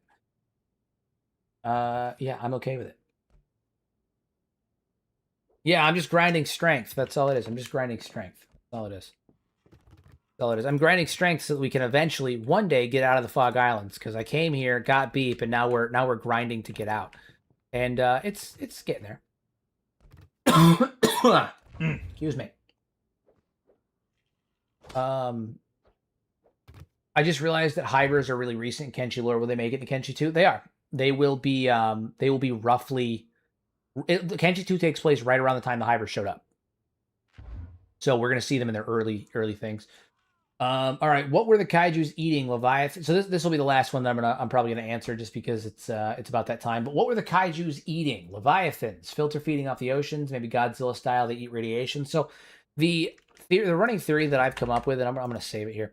The running theory that I've come up with in regards to like the Leviathans and the kaiju and all that stuff is that when Kenshi was originally settled, they needed to terraform it. And they didn't need to terraform it because it was barren. They needed to terraform it because it was actually quite the opposite. It was incredibly boisterous with life. Megafauna, megaflora, massive like rainforests and jungles that stretched incredibly far. And these megaflora and megafauna were the byproduct of large amounts of what was originally carbon dioxide in the atmosphere that was being absorbed by the plant life, and then it was expelling oxygen and increased a large amount of oxygen into the atmosphere. So the atmospheric conditions become heavily oxygenated, and this is something that happened in our own world history as well, in evolution. I can't remember the exact name of the era that it was, and I'm sure next stream I'll have it because I'm going to have to look it up because I'm a fucking crazy person, but during our own history, there was a period of time where the oxygen levels were exceptionally higher. They were way bigger. And because the levels of oxygen in the atmosphere were way higher, megafauna ended up propagating. There was very large life on the planet, large plant life, large organic life. And as the oxygen levels decreased, the plant life ended up getting smaller. So the herbivores started to get smaller because they needed to compensate for the decrease in the size of the plant life. So, they have to eat more plant. If they're larger, you have to eat more in order to have enough energy to function. So by getting smaller, they could adapt on the smaller scale of the plant life. And then the carnivores have to adapt to that as well, because if the other, like the herbivores and stuff are smaller, the ones that are being hunted are smaller, they have to eat more of them. So to compensate with that, they get smaller as well. So if you take an oxygen-rich environment that supports life and you deoxygenate it, it will you like decrease the amount of oxygen, the life on that planet will start to get smaller, right? So when they settled Kenshi, there was kaiju-like life forms on the planet, and they needed to terraform it to meet their needs. So what's an easy way to terraform it? Well, you decrease the amount of oxygen that's being pumped into the atmosphere by the plant life. So how do you do that? Well, you take eye satellites and reflect the fire of the sun into the planet, or into the moon in this case, and torch a bunch of large scale areas of organic plant life, of organic life, and basically destroy large swaths of rainforest and jungle and whatnot to wipe out the ecosystems, to decrease the amount of oxygen that's being pumped into the atmosphere, to bring them down to a level that is habitable for the people that are trying to land on the planet. So that was how they terraformed the planet. That was what the eye satellites were for. And the kaiju at the time were living on what was presumably the fauna and the natural flora of Kenshi. And then they needed to be wiped out because they are a natural threat. I think that the Leviathans are the I say de-evolution, it's not de-evolution, the evolution of one of the several species of kaiju that were present on Kenshi, because I don't think it was one. I think it was several. And we know that because when you look at the bones in when you look at the bones in the bone fields, those bones look like giant whale bones. The skulls look like that of whales, right? They're reminiscent of whales. And the giant rib cage is huge. And you look at the bones that are present over by, say, in the Great Desert and the skim sands, those look more like giant alligators. They look more like some kind of reptile. And we know that obviously the Great Desert used to be a jungle too, so that's part of it. But there was multiple types of megafauna, multiple types of kaiju. They were all the byproduct of an atmosphere that was oxygen rich. We wiped out, well, I say we, the first empire wiped out the ecosystem to decrease the oxygen levels using the eye satellites. And many of the kaiju were killed or died off. The ones that did not die off evolved to better adapt to the environment, and they decreased in scale. I think the Leviathans are the evolution of one of the kaiju species that used to be present on Kenshi that did not get killed off, probably because I think they're semi-aquatic, to be honest with you, or they were semi-aquatic, and they decreased in scale to better adapt to Kenshi. So that is my thought on all of that. But with all of that being said, everybody, that is where I have to end things off, because I have to go to the gym. So I do appreciate it, guys. I will be on tomorrow, and we should also have the podcast tomorrow at 2:30 p.m. Eastern Standard Time. I will post an announcement if anything changes, because I have to hear back from Pato on that, because things are happening. But we should be tomorrow. If it has to be pushed, I will let you guys know, but it shouldn't be. So expect the podcast tomorrow. As of right now, 2:30 p.m. Eastern Standard Time on the Tengu's Vault channel. We're going to be covering part 2 of the Second Empire podcast. So that's all I got, guys. As always, use your powers for good instead of evil. Make a difference in somebody's life. And I'll see you guys tomorrow.